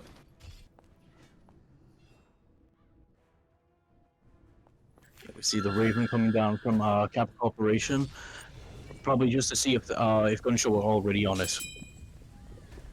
Yeah, and they are well positioned to contest this. We see the grouping now as Gunshow get closer. They're grabbing Pyromancer here, and they could potentially look to face it. They could. Fire Giant. Oh, that was the Agni dash and no aggression to follow it up. Okay, we are going to see Palau get channeled again, as well as the Astral Barrage and the Typhoon. Shrimpenshire actually going to fall to the Susano damage. That is a lot of damage onto Daji, who's going to fall as well. What is the theme for this match? Because it might be disorganized team fights, unfortunately. Just a little bit off the mark there. This could be game here. Yeah, this is looking, at the very least, like a Phoenix. Sneaky Green dodged that final judgment. He did, but that is still a lot of damage coming out from the Thoth. Now, Ganesh does have the Dharmic Pillar still, but this is going to be a very difficult defense, even under ideal circumstances. We are seeing the Thoth damage come out, lots of CC and stuns going out onto the Susano as well. A lot of low health bars, and Thoth really has to play this close to the fountain. If he gets plucked out, that's the... And it's not going to matter, actually. The damage was there, so... I'm afraid. Yeah, so... Ending at a little over 40 and a half minutes, going the way of Gunshow Shoguns, who will take this match 2-1. And very contentious game. Definitely. Cap Corporation, it was a really close game in game 2, but with Cap Corporation taking the win, but unfortunately, Gunshow definitely dominated both game 1, and they definitely did manage a pretty good comeback in game 3. Yeah, they did. They really played the comp the way that they needed to get the result that they wanted. Just the Agni damage was just so disruptive to what. Yeah. Unfortunately for Cap Corporation, they did let themselves get a bit disorganized on that siege there with the Fire Giant, and they just got picked off one by one. So eventually, Gunshow ended up snowballing off of that. They didn't even need Fire Giant to end. No, they didn't, and then. That's probably a theme to take from this match in general. Just the team fights were a little scattered, and there wasn't necessarily a lot of cohesion there. But I think if you're either team, there's a lot of positives to take from this. I think that mechanically, most of the plays were all really solid in there. I think what you'd probably want to look at going into this next week of games is just improving on the shot calling and the vision. We didn't really, I think we might have mentioned counter warding like maybe once or twice, but you really got to be in the habit of clearing out a lot of those wards because like vision wins games more often than not. So, but with all of that, that was a great set. Very entertaining back and forth. Lots of good picks. And I think that's going to do it for us here at Valley of the Kings. I've been Henergy, joined by Brit Orc in Chair 2 with Brokazoid on the cast. And thank you all for watching. And you can tune in soon for our next broadcast.